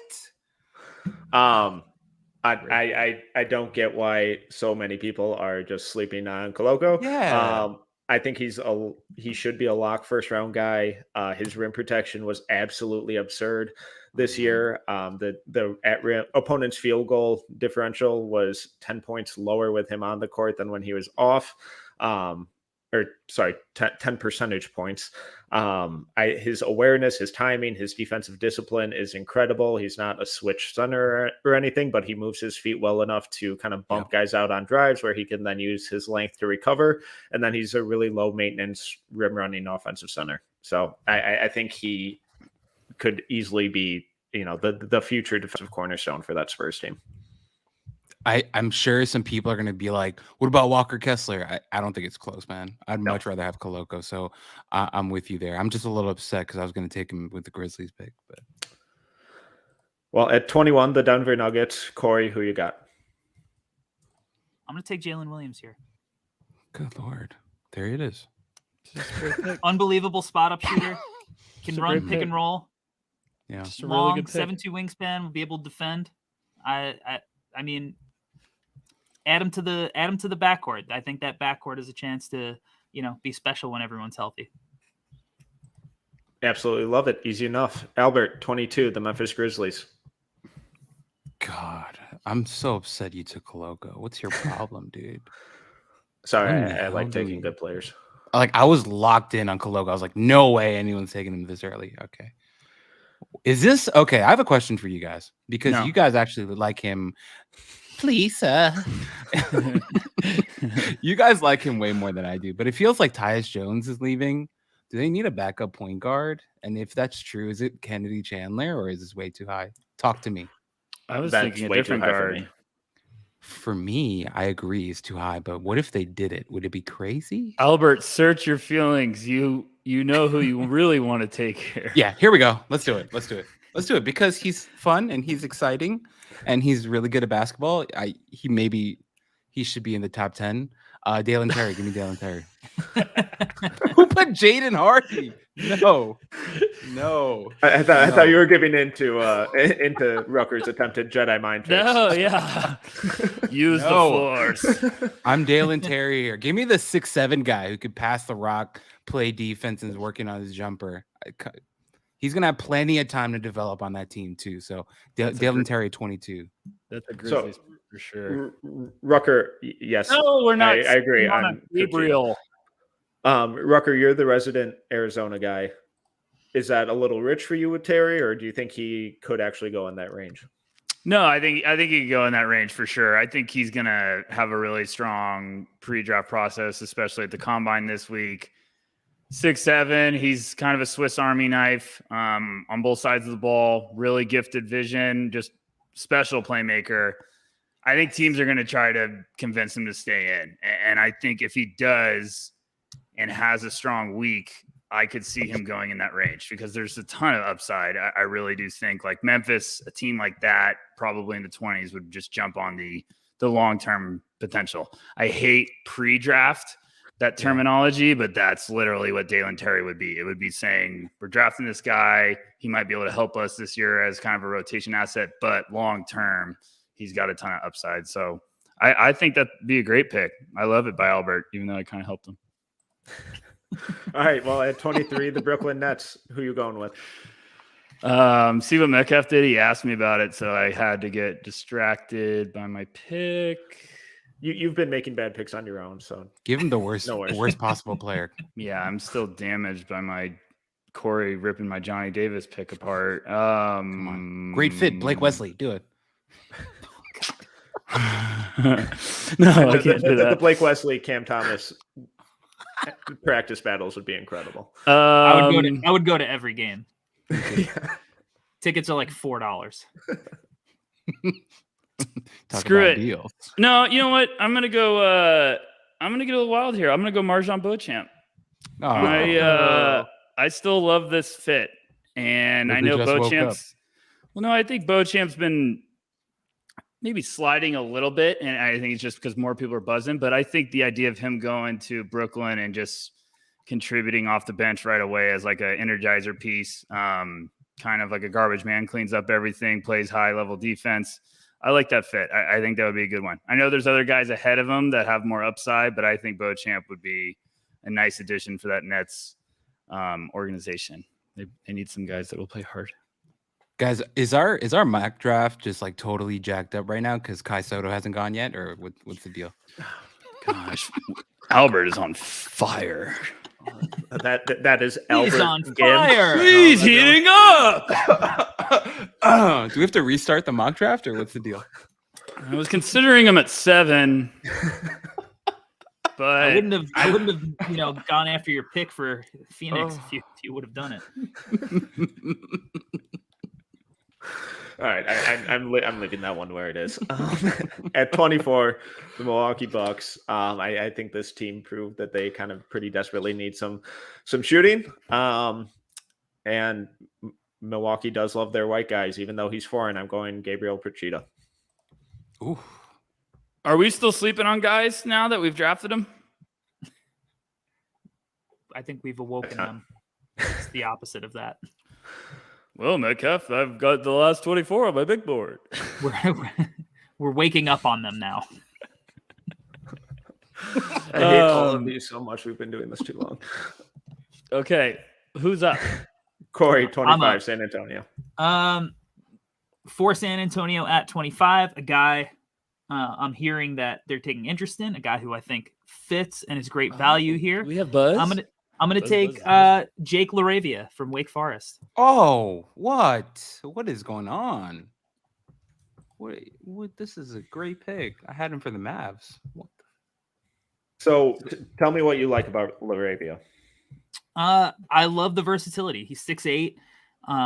He can dribble, pass, shoot, defend. Defensively, he was switching up and down. He was taking assignments everywhere from Paolo Banchero to switching out onto Isaiah Wong and Caleb Love, and he was able to handle them on an island. Obviously, I don't want him on an island against guards full time, but in a switchable league, I think he works there. I think the shot is pretty pure. I got to see it in person when I watched him work out for 2 days. I mean, the percentages match the eye test. And I just think he's got a really high IQ, and it shows in his steal and block numbers for a guy who I think maybe is sneaky athletic, but isn't, Mr. Bounce out there. I think that he just has a great anticipation on both sides of the ball. He makes, excellent cuts, doesn't need the ball in his hands. He just does all the little things, just winning plays, super high IQ, big LaRavia fan. All right. Number 26, Dallas Mavericks. Albert, who you got? Okay. Do you guys want my safe pick or my spicy pick? I want who you think is. Come on. We want who you would pick. It's no fun. That's not the game. Maybe it's the same. Okay. Ready? Let's go spicy. Also, shouts to Shane Trent, who keeps saying we're sleeping. Feel pretty awake. I'm going Peyton Watson, boys. Give me Peyton Watson. Okay. That's my spicy pick. Well, we got to get Luka a shooter, so.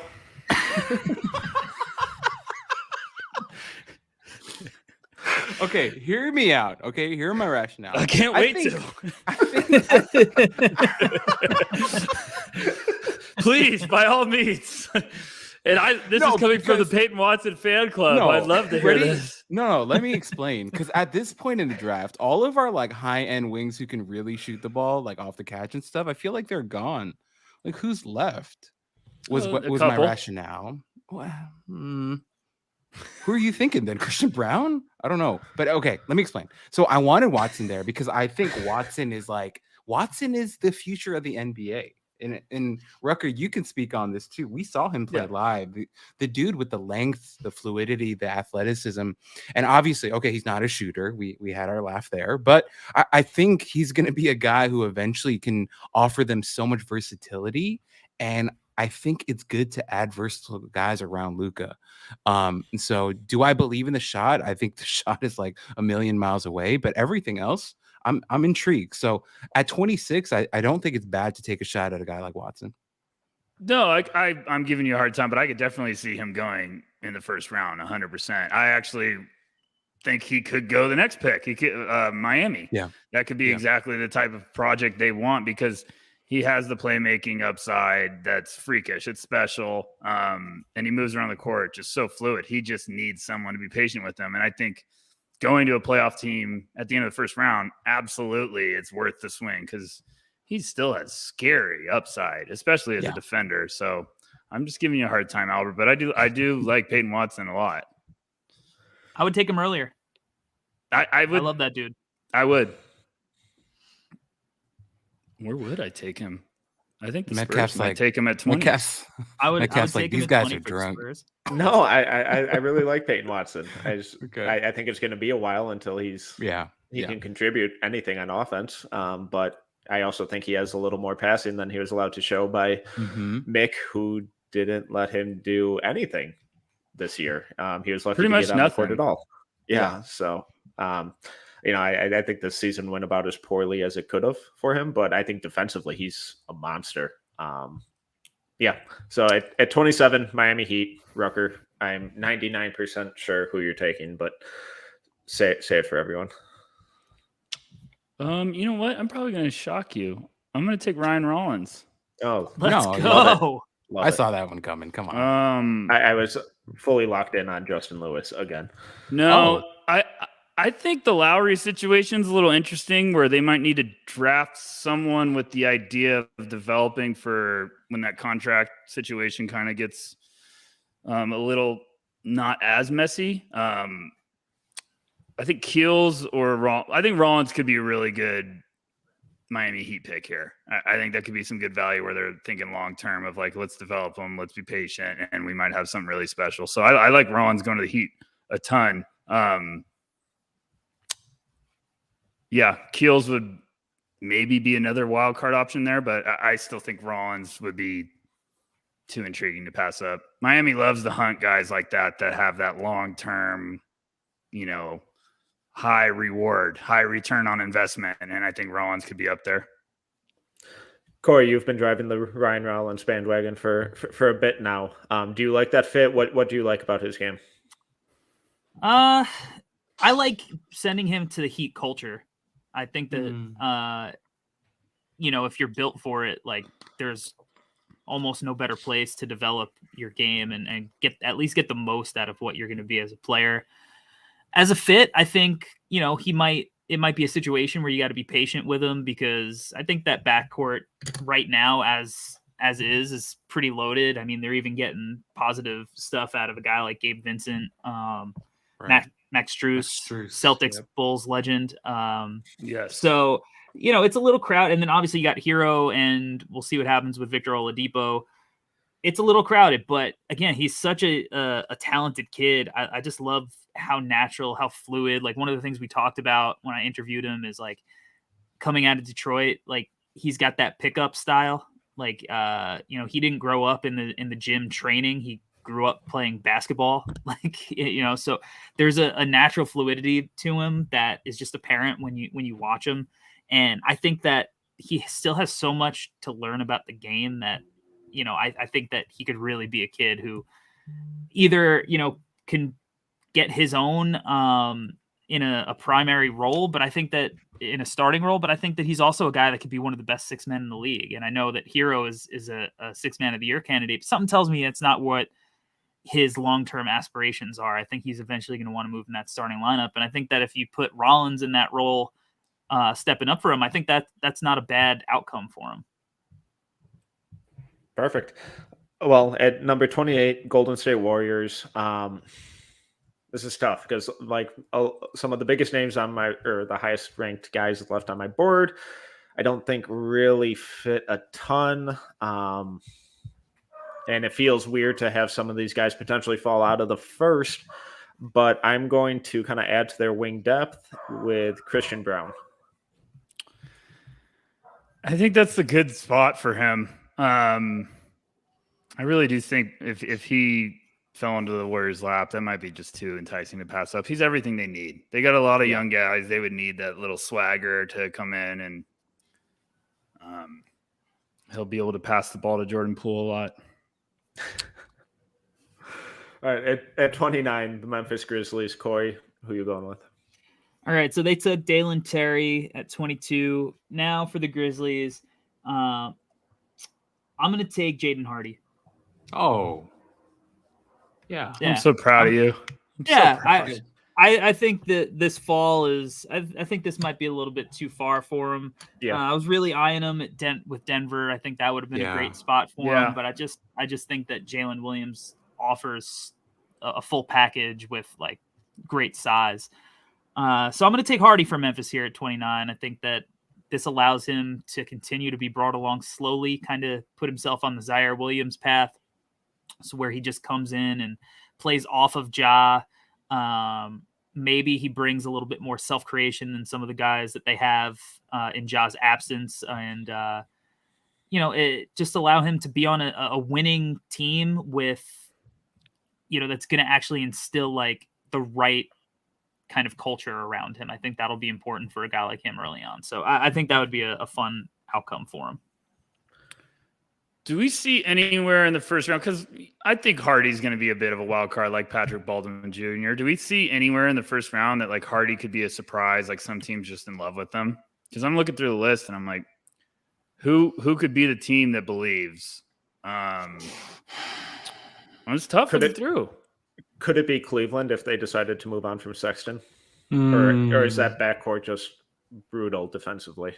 I think that's the super rich range where I was even like, Right. Could Charlotte even be wild and say like they're convinced at it? But I don't know if I believe in that. The Bucks? Atlanta. I like Atlanta maybe. I could see Atlanta maybe. I mean, that's a just nightmare backcourt defensively. Yeah, it wouldn't be. I wouldn't recommend it.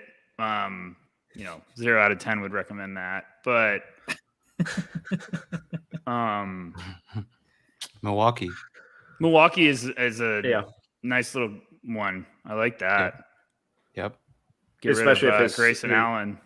Yeah, and especially if Hardy's self-creation, takes another jump, because what we saw in that Celtics series was no one else on the floor could create their own shot. And obviously Middleton being gone really hurt that, but coming off the bench, it was purely off-ball guys. So I did debate Hardy there, and I do like that fit.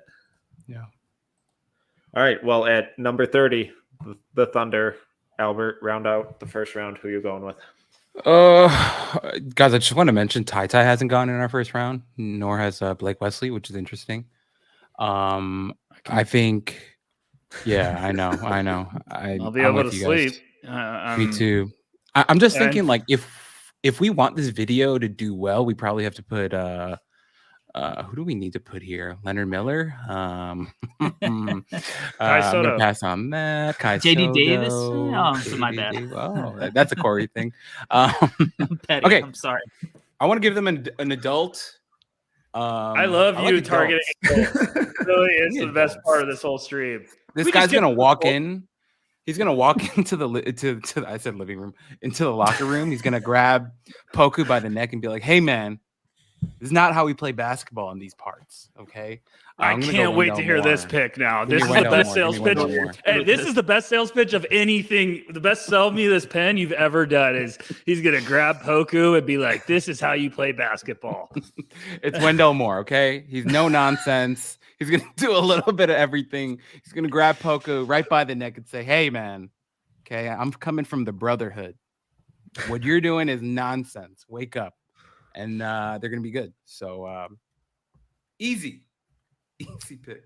Any names now that we're done that you're a little surprised? I think Bryce McGowan's probably a little shocker.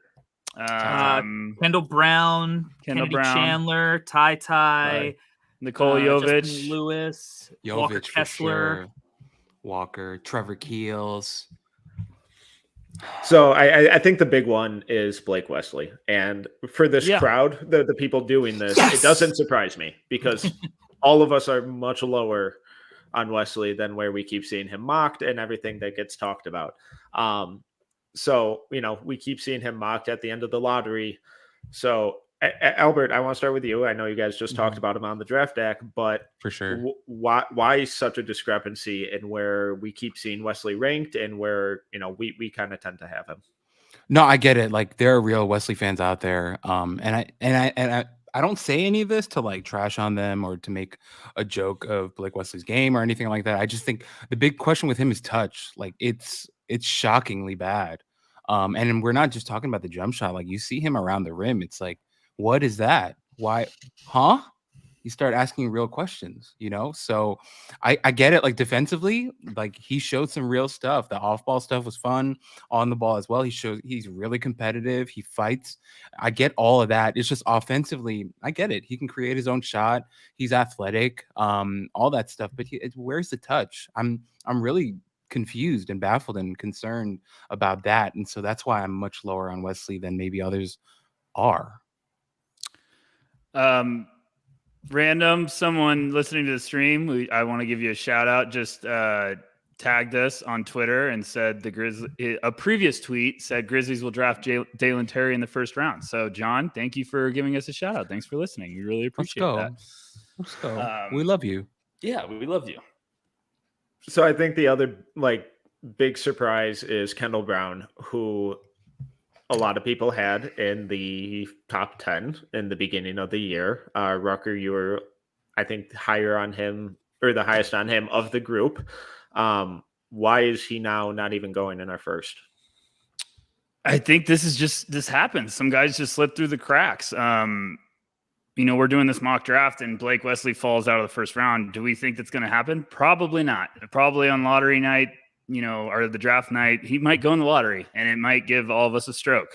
But Wesley has talent. Kendall Brown has talent. I still believe in Kendall Brown. I think it might be a blessing if he goes later in the draft, because if he could somehow end up in that 20 to 30 range, go to a playoff team, that's what he needs. I think just the confidence is probably going to be something that NBA teams are going to be looking at, because he has the tools to be really special, like rotation asset. He's probably be one of the best athletes in the draft. If he jumps out of the gym, he's a dangerous transition threat, but he needs time to let the rest of his game develop. He's still a little hesitant when it comes to his outside shot, although the form looks solid. But it's just one of those guys that I think each year teams start getting intrigued with these other players and then they start slipping. It just happens. And I think that might be Kendall Brown this year. I still could see someone believing in his upside. Corey, I think you were kind of the first of the No Ceilings crew to start dropping him significantly down your board. So what was it that you saw? It's what I didn't see more than what I saw, to be honest. I mean, he's got the bounce and that's cool, but I think it's weird. He's one of these guys who's kind of he's a pretty fluid athlete, but at the same time I see him being very stiff in a lot of his movements. I don't think he's got crazy length that you want out of your 3-4 swing defender. Again, it's that fire and passion. He doesn't always play with it, and while he has these skills, he doesn't bring them out enough. And what good is it if you don't see them too often? He gives me, and this is a comp, I don't know where I made it, maybe in the group chat, maybe elsewhere. He gives me kind of like Josh Green vibes a little bit, except that Josh Green, I think, is a significantly better defender, to where it's just he's fine, right? I like Josh Green. He'll probably find a role on 4 or 5 teams throughout his career. But he just doesn't do enough that you're like, I need this player on my team. I need to give him 30 minutes a game. You just are going to bet on the fact that he has these fun tools. And I think that Kendall Brown will get a chance with a few different teams just based on like the tools. And eventually he might find a team where he really can put it together. I was really hoping that he did have that fire and we could start making like Matrix Reloaded jokes, but yeah, I don't know. It's just, I think it's apparent too. One of the things that hurts him is like you see with Sohan, like it's so much more obvious with him to me than it is with Kendall. And I don't know. Yeah, he's just fine. He's fine. Like, do I think a team should take him in the first round? Like, if they feel like it, that's fine. I don't think it's outrageous, but I just think there are other guys worth betting on, and that's my thing. I'd rather take a chance on other guys than a guy like Kendall Brown. All right. And any other names that fell out that were surprising? First round thoughts, lottery thoughts? I think Ty-Ty. McGowan's. Yeah. Ty and McGowan's. Yeah. Big Blue Nation's not pleased. I could see McGowan's going much earlier. And I would also much rather take him over Wesley for what it's worth. Me too. Me too. Big time. I mean, I could see. I was thinking about McGowan's at 23. I could see him going late teens. I was just one of those names that just slips through. Wait, guys, let's have a proper conversation on McGowan's because he really intrigues me a lot. For you guys, I don't think we've ever talked about this. What do you guys like about McGowan so much? Because I'm with you. I have him. I really like him. I'd much rather have him than Wesley, if I'm totally honest. But what are some things that you guys? Maybe we could start with Metcalf. What are some things about McGowan's game that really intrigues you? The pressure he puts on the rim. Yeah. In the beginning of the season, his shot selection was one of my least favorite things in college basketball. And then he just kind of changed that, which is really rare for a freshman to do, midway through the season. And he started attacking downhill. And that's when we saw his scoring averages and his free throw attempts and just overall efficiency start skyrocketing and, really climbing up to where a lot of people thought it was going to be at the start of the year. So I know the outside shot didn't fall really. I would buy it long term. I think he's got really good touch. I think he has a frame that's going to add a lot of muscle. Then the fact that he has the mindset to attack contact at the rim and initiate contact and draw those fouls and then finish through contact, I think is really, really encouraging for his long-term scoring game. I'm with Metcalf. I think he's incredibly smooth with good size. Yes. And although he's thin framed, he has real estate at the free throw line. And I don't think he looks as skinny in person. Like, really nice shoulders. He's got big, broad shoulders. Like I've never looked at him and been like, oh man, he's skinny and he's frail. Like, and when I saw him in person, like, I don't know, just lengthy. To me, he's got the Tatum build. Yeah. Oh, yeah. Like college Tatum, like just big, broad shoulders that he's gonna be able to put on like good weight, at least up top. Like, I thought his legs looked skinny. His legs are a little skinny, but like at least up top. Yeah. But Albert, it's just him off the dribble, like his pump dribble to stop on a dime, like the way he glides through traffic. Just the more I watch, the more I'm like, okay, this is nice. There's real legit offensive weaponry that's just kind of oozing to the surface. So it's one of those guys I keep watching more and more. And every time I watch him, like, I'm buying, I get it. Like, yeah. I'm shocked that we didn't have him in the first. Yeah. Could I see it? Maybe, because it just happens every year. Like a guy falls and like, what's going on? But I could see him going, end of lottery to the 20s or like any range. He could just be one of those wild cards. No one's questioning his talent. Yeah. There's no one who's questioning his talent. And he's going to look incredible in empty gyms. Yes. Wait, but Corey, you're kind of like our resident shot doctor. Can you talk to us about his shooting? Because I feel like the jump shot, it looks great, regardless of the numbers. Can you talk to us about his shooting a little bit? It's a little Tyrese Maxey to me, where I believed in Maxey's. I believed in Maxey's jumper because it looked pretty, and there was just like small tweaks. Like Maxey in college, he just didn't get enough height on his release point. Like it was a little bit like out in front of his face, so he was shooting out instead of up. And I think McGowan's has that out instead of up a little bit to his jumper. But I think it looks smooth coming off his hand. I think it's easy to get into. It's an effortless ball. And again, like a lot of the percentage is because he's taking really tough shots. And that was also a thing that sometimes that Maxey dealt with in college. So I'm a buyer in the shot. I've never been worried about the shot. I know it's like 27, 28% from deep, but he could have shot 22% and I'd have been like, all right, sign me up for the shot long term because it looks fine to me. Yeah. It's small tweaks I think that he needs, but it's not the talent with him. And so to me, like, I'm not worried about the shot. For me, not like needing to draft him in the first is, when I saw him live, it was like, what is he like as a leader? That's not there. What is he like as a guy who can, play like 0.5 NBA basketball? He's not there. What is he like as a guy that is going to be able to take what the defense gives him? And when they load up on his shooting because they know he wants to get to a shot, is he going to be able to make plays for his teammates? That wasn't there. Does that mean it's not going to be there 4 or 5 years down the line? Of course not. And I think it's important for him to go to a spot where he's going to get the coaching that brings the best out of him, because I think he is a easy lottery talent. It's just, if the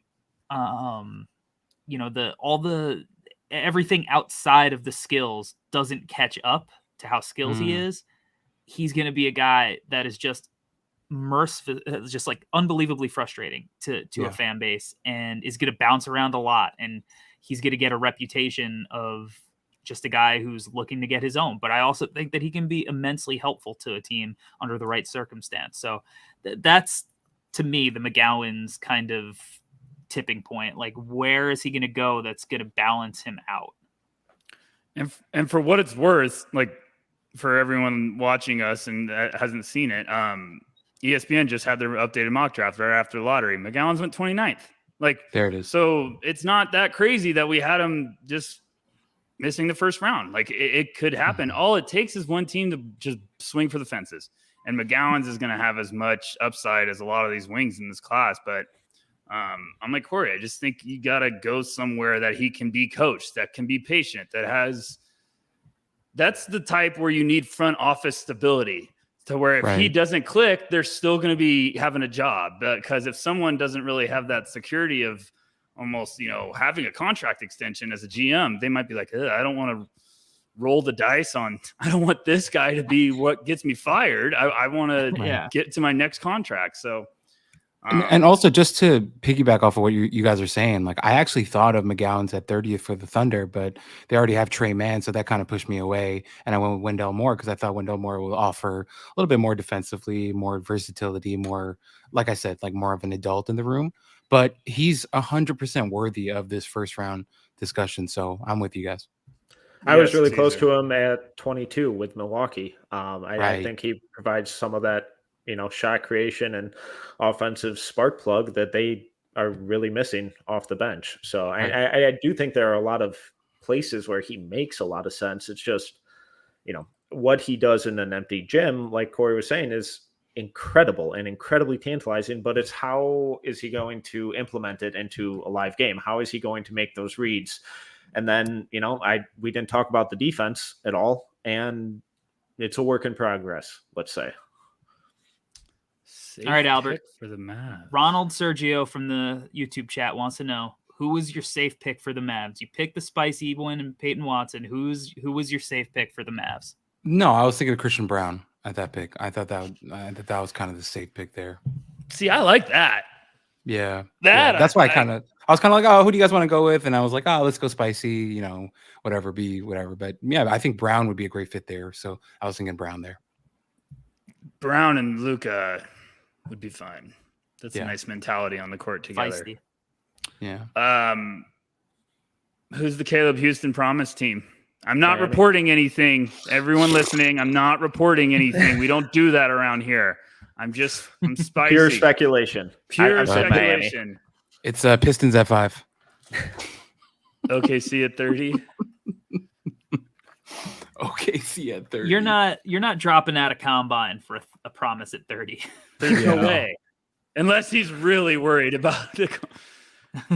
Who is it? But what about a promise at 27 to Miami? What about a promise at 20 to the Spurs? I think you got to get a promise in like the 16 to 20 range. Right. You have to, or else if I get a promise at the end of the third, I'm like, bet, I'm going for it. I'm playing. Hornets. How much salesmanship do you think Juwan Howard potentially did with his connections and history with the Heat, though? That's a good one. I'm sure. I'm sure he's doing his thing. Wizards at 10. Can we leave the Wizards out of this? Okay, come on. We've been giving them a tough time for a while. We need to stop it. You talk about a Wizards fan in the Jawan, chat, man. a Jawan connection. It's got to be the Wizards. So That's the Bullets, right? Yeah. Milwaukee Bucks at 24. So then the other surprising name that came out recently was Max Christie saying that he's 1,000% staying in. Are we surprised by that? I have him as a top 20 guy, so I'm not necessarily, but we keep seeing him mocked in the 40s. So do we think he's a guy who got a promise or is just very confident in his ability to go kill workouts? I really think want he's it to be the confident. confidence. Sorry, Corey, go ahead. Sorry. No, samesies. You owe me a Coke. Okay. I think it's the confidence. I don't see a promise, but I've been more on your side, Metcalf. I started dropping him towards the back end of my first round just because it was a little up in the air of whether or not I thought he was going to stay in or not. Yeah. But he's definitely a guy. Like if the Bulls, as a Bulls fan, if Chicago took him at 18, I'd be like, yeah, fuck yeah. Like, let's go. Like, I love that. Knowing that it's probably not going to pay off right away for a team that probably wants a guy who can pay off, like, you know, Io DeSumo, the heir apparent to the number 12 worn by Kirk Heinrich. So I think that he's going to go in and into these workouts, into these interviews, like measure out, test well, and just be like, there's not 25 guys in this draft that should be taken ahead of me. And I think he's probably right. I think Christie's another good option for the Mavs at 26. You talk about the shooting and the length and the mid-range game with him. I could totally see it. I still have him 29th on my board too, so I'm right there with you, Corey, for sure. But maybe it's a confidence thing, maybe it's a promise thing. I don't know, but I could easily see any of these teams in the 20s grabbing him. It would be not a problem at all. All right. Any other burning thoughts that you guys want to kind of get off your chest here? Where's everyone at with Terquavion Smith? I haven't talked to you guys about him. Migraines. Yeah, I'm pretty close to that too. Migraines, because he's a kid that he's got some of the most fun like space creation, shot making. I love his tools. Yes, like looking in even in the top 10, like you can't really make an argument for almost anybody as like a space creating, off the bounce shot maker over him. But he's 150 pounds and I mean, that's the frame we should be talking about, not Chet's. That's what I'm saying. Oh my gosh. The finishing is not anywhere where it needs to be. And if you're just going to be this like chucker, then in the NBA, you better hit 40% of them because like that's going to be your only avenue to score. I think like I don't first, and some of the playmaking stuff is fun. And, but I also like how early on is he going to get the keys to go driving with the ball in his hands in an NBA team. So ultimately, I think that he's a guy that is probably going to be like, a super spicy 6-man outside chance. Maybe he develops his body down the line and he goes on a Jordan Poole type run. But I think it's his more likely outcome is like, he's just kind of like, maybe he wins 6-man of the year one year, and that's valuable, and that's, you can argue, is worth a lottery pick because I've made that argument. So the only reason the weight for him bothers me is because it changes how he attacks the rim. And when I was talking earlier about Bryce McGowan's initiating contact, then going through contact and drawing fouls, Terquavion didn't do that at all. He actively avoided contact and wildly altered his shots at the rim to make sure that he wasn't getting hit. And if you're doing that, I'm confident in an NBA team adding muscle and strength, but I'm a little more concerned when we have to talk about changing a guy's approach and mindset, especially attacking the rim and, attacking guys who have 100 pounds on them. Rucker, where are you at? I watch him. I get really excited about the creation, the stuff he can do off the dribble, because he has some bounce. He has the ability to light it up from deep. But being that skinny and being a guard or a wing and not having the desire to get to the basket, because it's just like what you said, Metcalf. Like, at least with McGowan's, he is hunting the rim. He's hunting the ability to get to the free throw line. With Smith, it's just like, man, you have to do a complete overhaul of the mindset, like you're talking about. Like, we talk about Chet. Everyone talks about how Chet Holmgren's so skinny, but Chet bullies. He battles down low. He understands he's going up against bigger guys. So it's tough to just all of a sudden flip that switch with the mentality. One skinny is super skinny for a wing. Like, just ugh. So I don't know. He's really fascinating. I'm right there with Corey. I think like the Jordan Poole idea is probably his dream, or a dream for him, but I don't know. I know I've seen some people have him in the first round, and I'm not there. I think he would be like an early second round guy to me, maybe towards like the 40s. So I'm really with you guys and what you guys are saying. My only question with him and his frame, like obviously he's really skinny. Is it the shoulders that concern you, or what is it exactly? Because I'm not disagreeing. I'm just trying to figure out what exactly about his frame that you guys are trying to. Yeah, he just looks super thin everywhere on tape to me. But I don't know. Where are you at, Corey Metcalf? I don't know. It just he looks like when there's like somebody's younger brother playing in the pickup game. Okay. Yeah.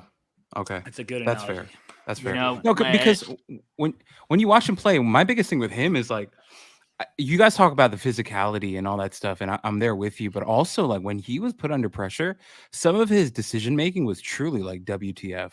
Like, he threw some really just like the decisions that he was making. I was like, what the hell is going on here? So I think for me, that's why he's like rock solid second round guy for me. Just because you talk about the frame, that's there. Decision making, that's there. The shooting, I get it. Like, I think it's a pretty looking form and stuff like that. But you guys mentioned it. When he attacks the rim, he's literally always going like sideways and away from contact. And that's why he got destroyed on a lot of his shots. Like, a lot of these highlight blocks were coming on his attempts at the rim. So I'm 100% with you guys on that. Overreaction, Terquavion Smith or Blake Wesley? Go. Wesley. I think that's the hardest question we got all night. Yes. Here we go. Overtime. I'm Wow. rocking. No, I'm trying to wrap it man. up, but I'm trying to end it on a funny note. Okay, no, I'll go Wesley. Obviously, I've been a big detractor of Wesley, but I like his frame better. I think defensively too, he showed so much defensively. There's a lot to like there. Even with the creation stuff, the separation stuff, I actually prefer Wesley over Terquavion. And I think Wesley's frame will fill out better than his as well. So I'll go Wesley. I'm trying to see where I have you. I have Terquavion above Wesley on my board right now. Wow. I did too. Wow. I did too, and I don't know what I How would about do. this? Terquavion, to me, the shot making is a tremendous advantage because Blake Wesley is not an NBA player if It's a good point. he can't make shots. That's fair. He's not an NBA player. Blake Wesley's going to go to the lottery, and everyone's going to play this back, but I would still go with Smith. So here's my my Blake Wesley fear, and if he goes too high, it feels like I'm not talking about location here. Oh my god! No, it feels a little like Jarrett Culver-y, where it's like you're looking at this long ball handler who has a questionable shot, but you really like all the tools, and then like no. DeLon Wright. I it just it's hard. Now, if you get that value late in the draft, I get the swing, but like you got to have some job security if you're taking Blake Wesley in the lottery. I agree, and that's the buzz that's going around, is that he's getting a lot of lottery love, and I hate it. Yeah, I hate it. But I'm trying to figure out who it is. Like, who is it? Is it Well, if it's Charlotte? whoever it is, I'm gonna I hate hug. them. If it's Charlotte, I'm gonna hug every Hornets It fan can't. I ever meet. No, it Oh can't my be. God. You just So- drafted Book Night. Just I know. let that kid develop if you're gonna go for So like who- a question mark. Is it New Who York? else is it? Actively. Is it New How York? dare you? How dare you? We've gone too long now. We've reached our limit, boys. Someone pull the plug. Everyone I off. just- I'm just saying. All right, we were talking about how they needed shot creating wings and scoring wings. No, It's they not want the the ball in Wizards. RJ's. Leave 'em They out of want it. the ball in RJ's hands. They want the ball in RJ's hands. more. Metcalf, we're friends. What is that? But I'm friends. let's I'm just being looking at serious. teams. I'm just looking at teams here. I get Okay, it. I get we've it. Rucker, heard we gotta talk to some What? people and try to get some intel on this. I know. stuff. I mean, that from the brief dive I've done, we've been hearing that there's a lot of buzz about lottery Blake Wesley. So I'm trying to say, who is it? We're throwing random dots at a board right now. I'm saying, who do we think is the Blake Wesley buyer? Please it's don't say easy the to say Wizards. OKC because they have multiple shots.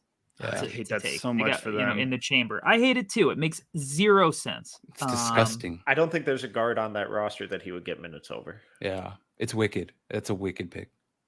I'm trying to look at this list and say, like, who makes 10% chance or sense, and it Like doesn't. if you're Cleveland, like you already have Karis LeVert, and that's what you hope that Blake Oh, Wesley is. Yes, Yeah. exactly. So I don't know. Pelicans. Process of elimination is the Wizards because you Is know it the the wild card Pelicans? bitches. I'm Albert- seeing a is mock to Albert the right? Timberwolves. Is it the Pelicans? Is Albert? Yuck. I Yuck. hate that. I hate Yuck. And I'm rooting for Blake Wesley. It's everyone listening. It's not like we're rooting against the kid. I just Oh, yeah. don't see it. I just Metcalf If he is went rooting to- against them pretty heavily. no. If we're gonna be honest with maybe, ourselves. maybe. If Wesley went 20 to 30, fine. Someone's believing in and taking a swing. I completely get definitely not. that. Dude, But if guys, he's in the lottery, I'm just like, dude, the absolute 1% best outcome of Blake Wesley's career starts with him getting taken in the second round. It's that easy. It's that easy. he could go to Memphis, couldn't he? He could. He could. He could. They got two shots at it too. I don't see like that's a spot I don't hate it for. I don't hate it there because it makes sense. because Because it's that's, like you ain't starting. but that's that's what you would argue they need because as fantastic as Bane is, he's not Mm-hmm. like a let me go get a bucket possession after possession guy. He's a flow of the offense, like make the right play guy. Like they almost need one of these let me go get a bucket guys that is not Dylan Brooks anymore. So I don't know. Maybe they hope that turns out to be Blake Wesley. I don't know. Milwaukee? It's tough. Well, in our comments, yeah, I like what Caesar's Caesar saying had. Atlanta. Yeah. Caesar, I like that too. Thank you for your comments. This is I love you. We like Caesar. We like Caesar. Yeah, Caesar's a good guy. Atlanta, shout out Simon. I hope it doesn't happen for him. Hey, No, he Simon wants- likes him, right? Simon likes loves him. Wesley. Yeah. He's been freaking out on Wesley the last couple of weeks, so could be a good fit there. He can have You let Trey play off the ball a little bit. Let Mhm. Wesley cook with the Because ball in he's his been hands, super make some eager to plays. do that. Which one? Trey playing off ball. Boom! Which one? We talk about Jovic and then we can wrap this up if you guys want, or else I can just talk all night. Yeah. Yeah, no, I think Jovic is the good Yeah. ending point. And Rucker, you and I kind of talked about it the other day or the other week. I just want to hear Get what it. Corey and Albert think. Yeah, But I we- just don't get it. So, What is Jovic's ceiling? Are we talking about like Nemanja Bjelica? What's the ceiling here, guys? I'm How do you really guys proud feel? at how easily Mario you just Hezonja? rolled that out. I'm an international Mario. dude, bro. I love Mario. Mario Hezonja. Super Mario, I love them as a prospect. That's fun. I was just like, I'm in. A white guy that dunks from Europe. Let's party. Well, much Before like I Kendall was Brown, evaluating folks. much like Kendall Brown, I think I was the first one who was like, I'm going to drop this guy down my board a little bit because I don't get it. And the way I look at it is like, all right, he's 6'10", and I think everyone's like, oh, 6'10", can make shots and can play with the ball in his hands a little bit. And I'm like, oh man, the 6'10" thing to me is a major red flag right away, because I would much prefer him to be like 6'5", 6'6" instead of 6'10", to where now he's got to, like, he has to play the 4 and guard Paul George and Kawhi. That sucks. That's a pass for me. I don't want that. I don't want him guarding I don't want him guarding Jason Tatum. And all right, if he's not guarding Jason Tatum, who's he guarding on the Celtics now? Like, where are you putting him? Right. So to me, he can't guard smaller guys. He absolutely cannot do that. Like, I don't want to see a 1-possession clip. Like, he consistently has shown he cannot stay with guys that are quicker than him this season. So I'm massively turned off by his lack of scheme versatility. He's not a good shooter. And I think that's his selling point, and he's not a good one. And I don't think that he has like excellent form either. I think it's a lot of snake biting. It's quick trigger, inconsistent footwork. Can he turn into a decent shooter? Sure. It's not completely unbroken, but it's certainly not, to me, a plus. His shot selection's not good. And like, to me, the only positive part of his game is that he can make some fun reads out of a pick and roll, which is something that he's probably not going to do a ton of at the next level. Maybe he comes off some DHOs on the weak side and gets the ball and gets downhill a little bit, and he can do that. But he doesn't have the pull-up game in the mid-range to kind of make teams pay in those scenarios. He absolutely cannot attack the basket. He cannot go left. So I'm just a little underwhelmed by the Jovic package. And I think it's one of those things where, like, he came a lot of casual draft fans are not necessarily watching mega games. They're hard to find, and it's not in your face like college games are. Even the G League, it's more inaccessible than that.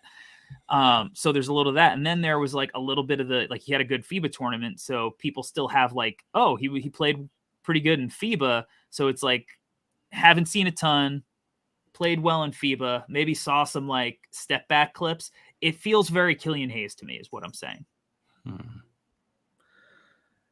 Yeah, I did all that. Go ahead, Metcalf.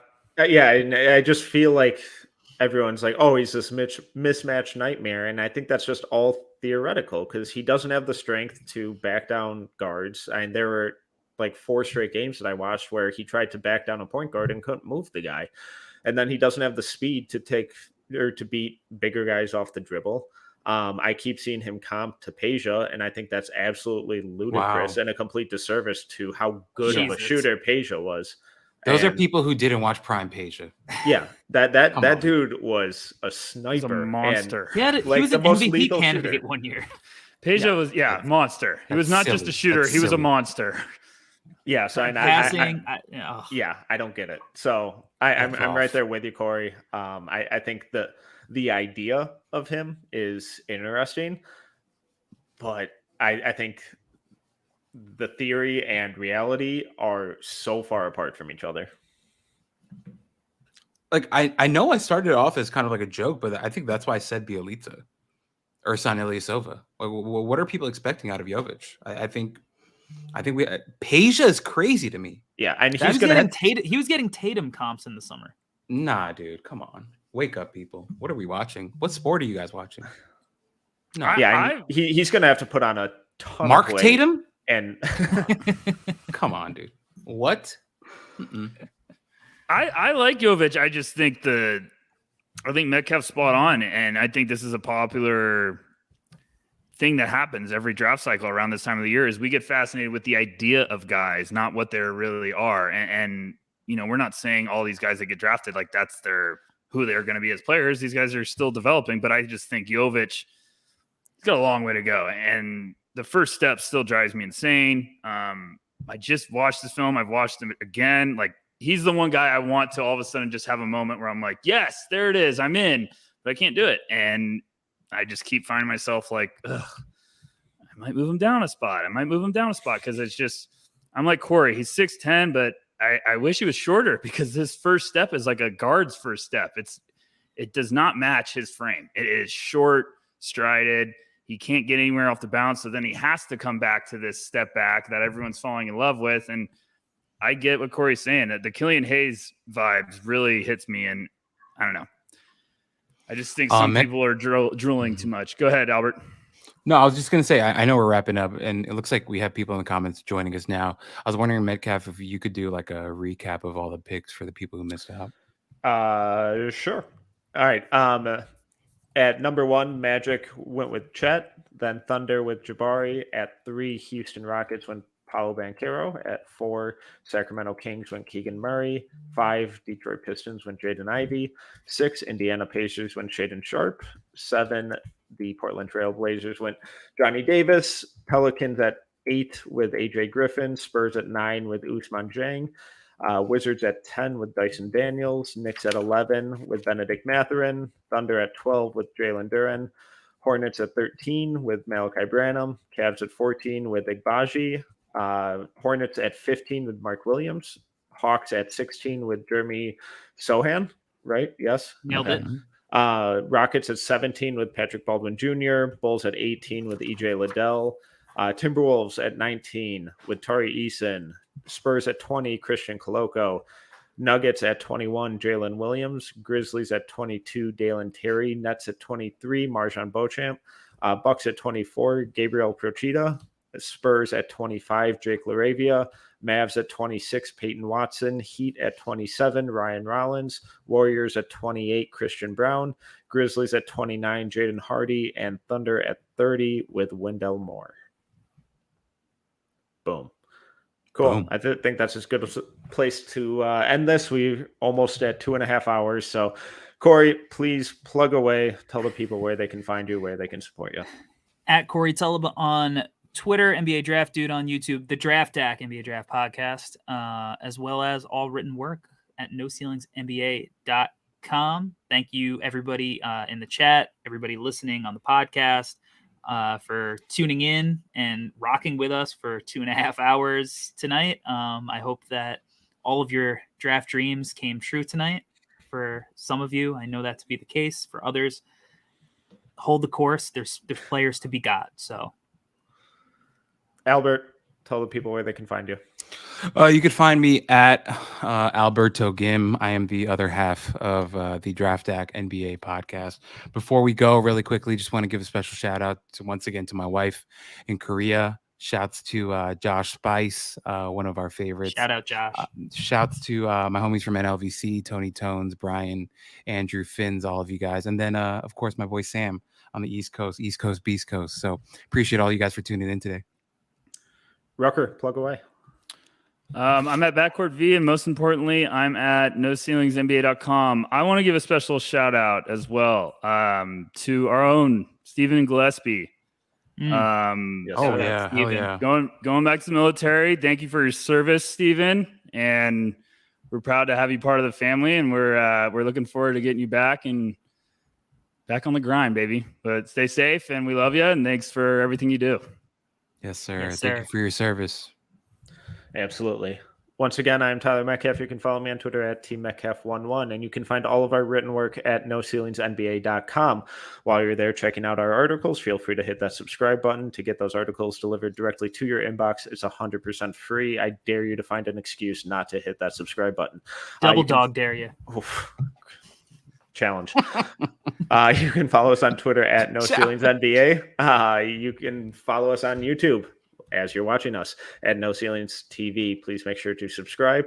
If you enjoyed this episode, please make sure to subscribe, leave a review, and a 5-star rating. Until next time, see ya.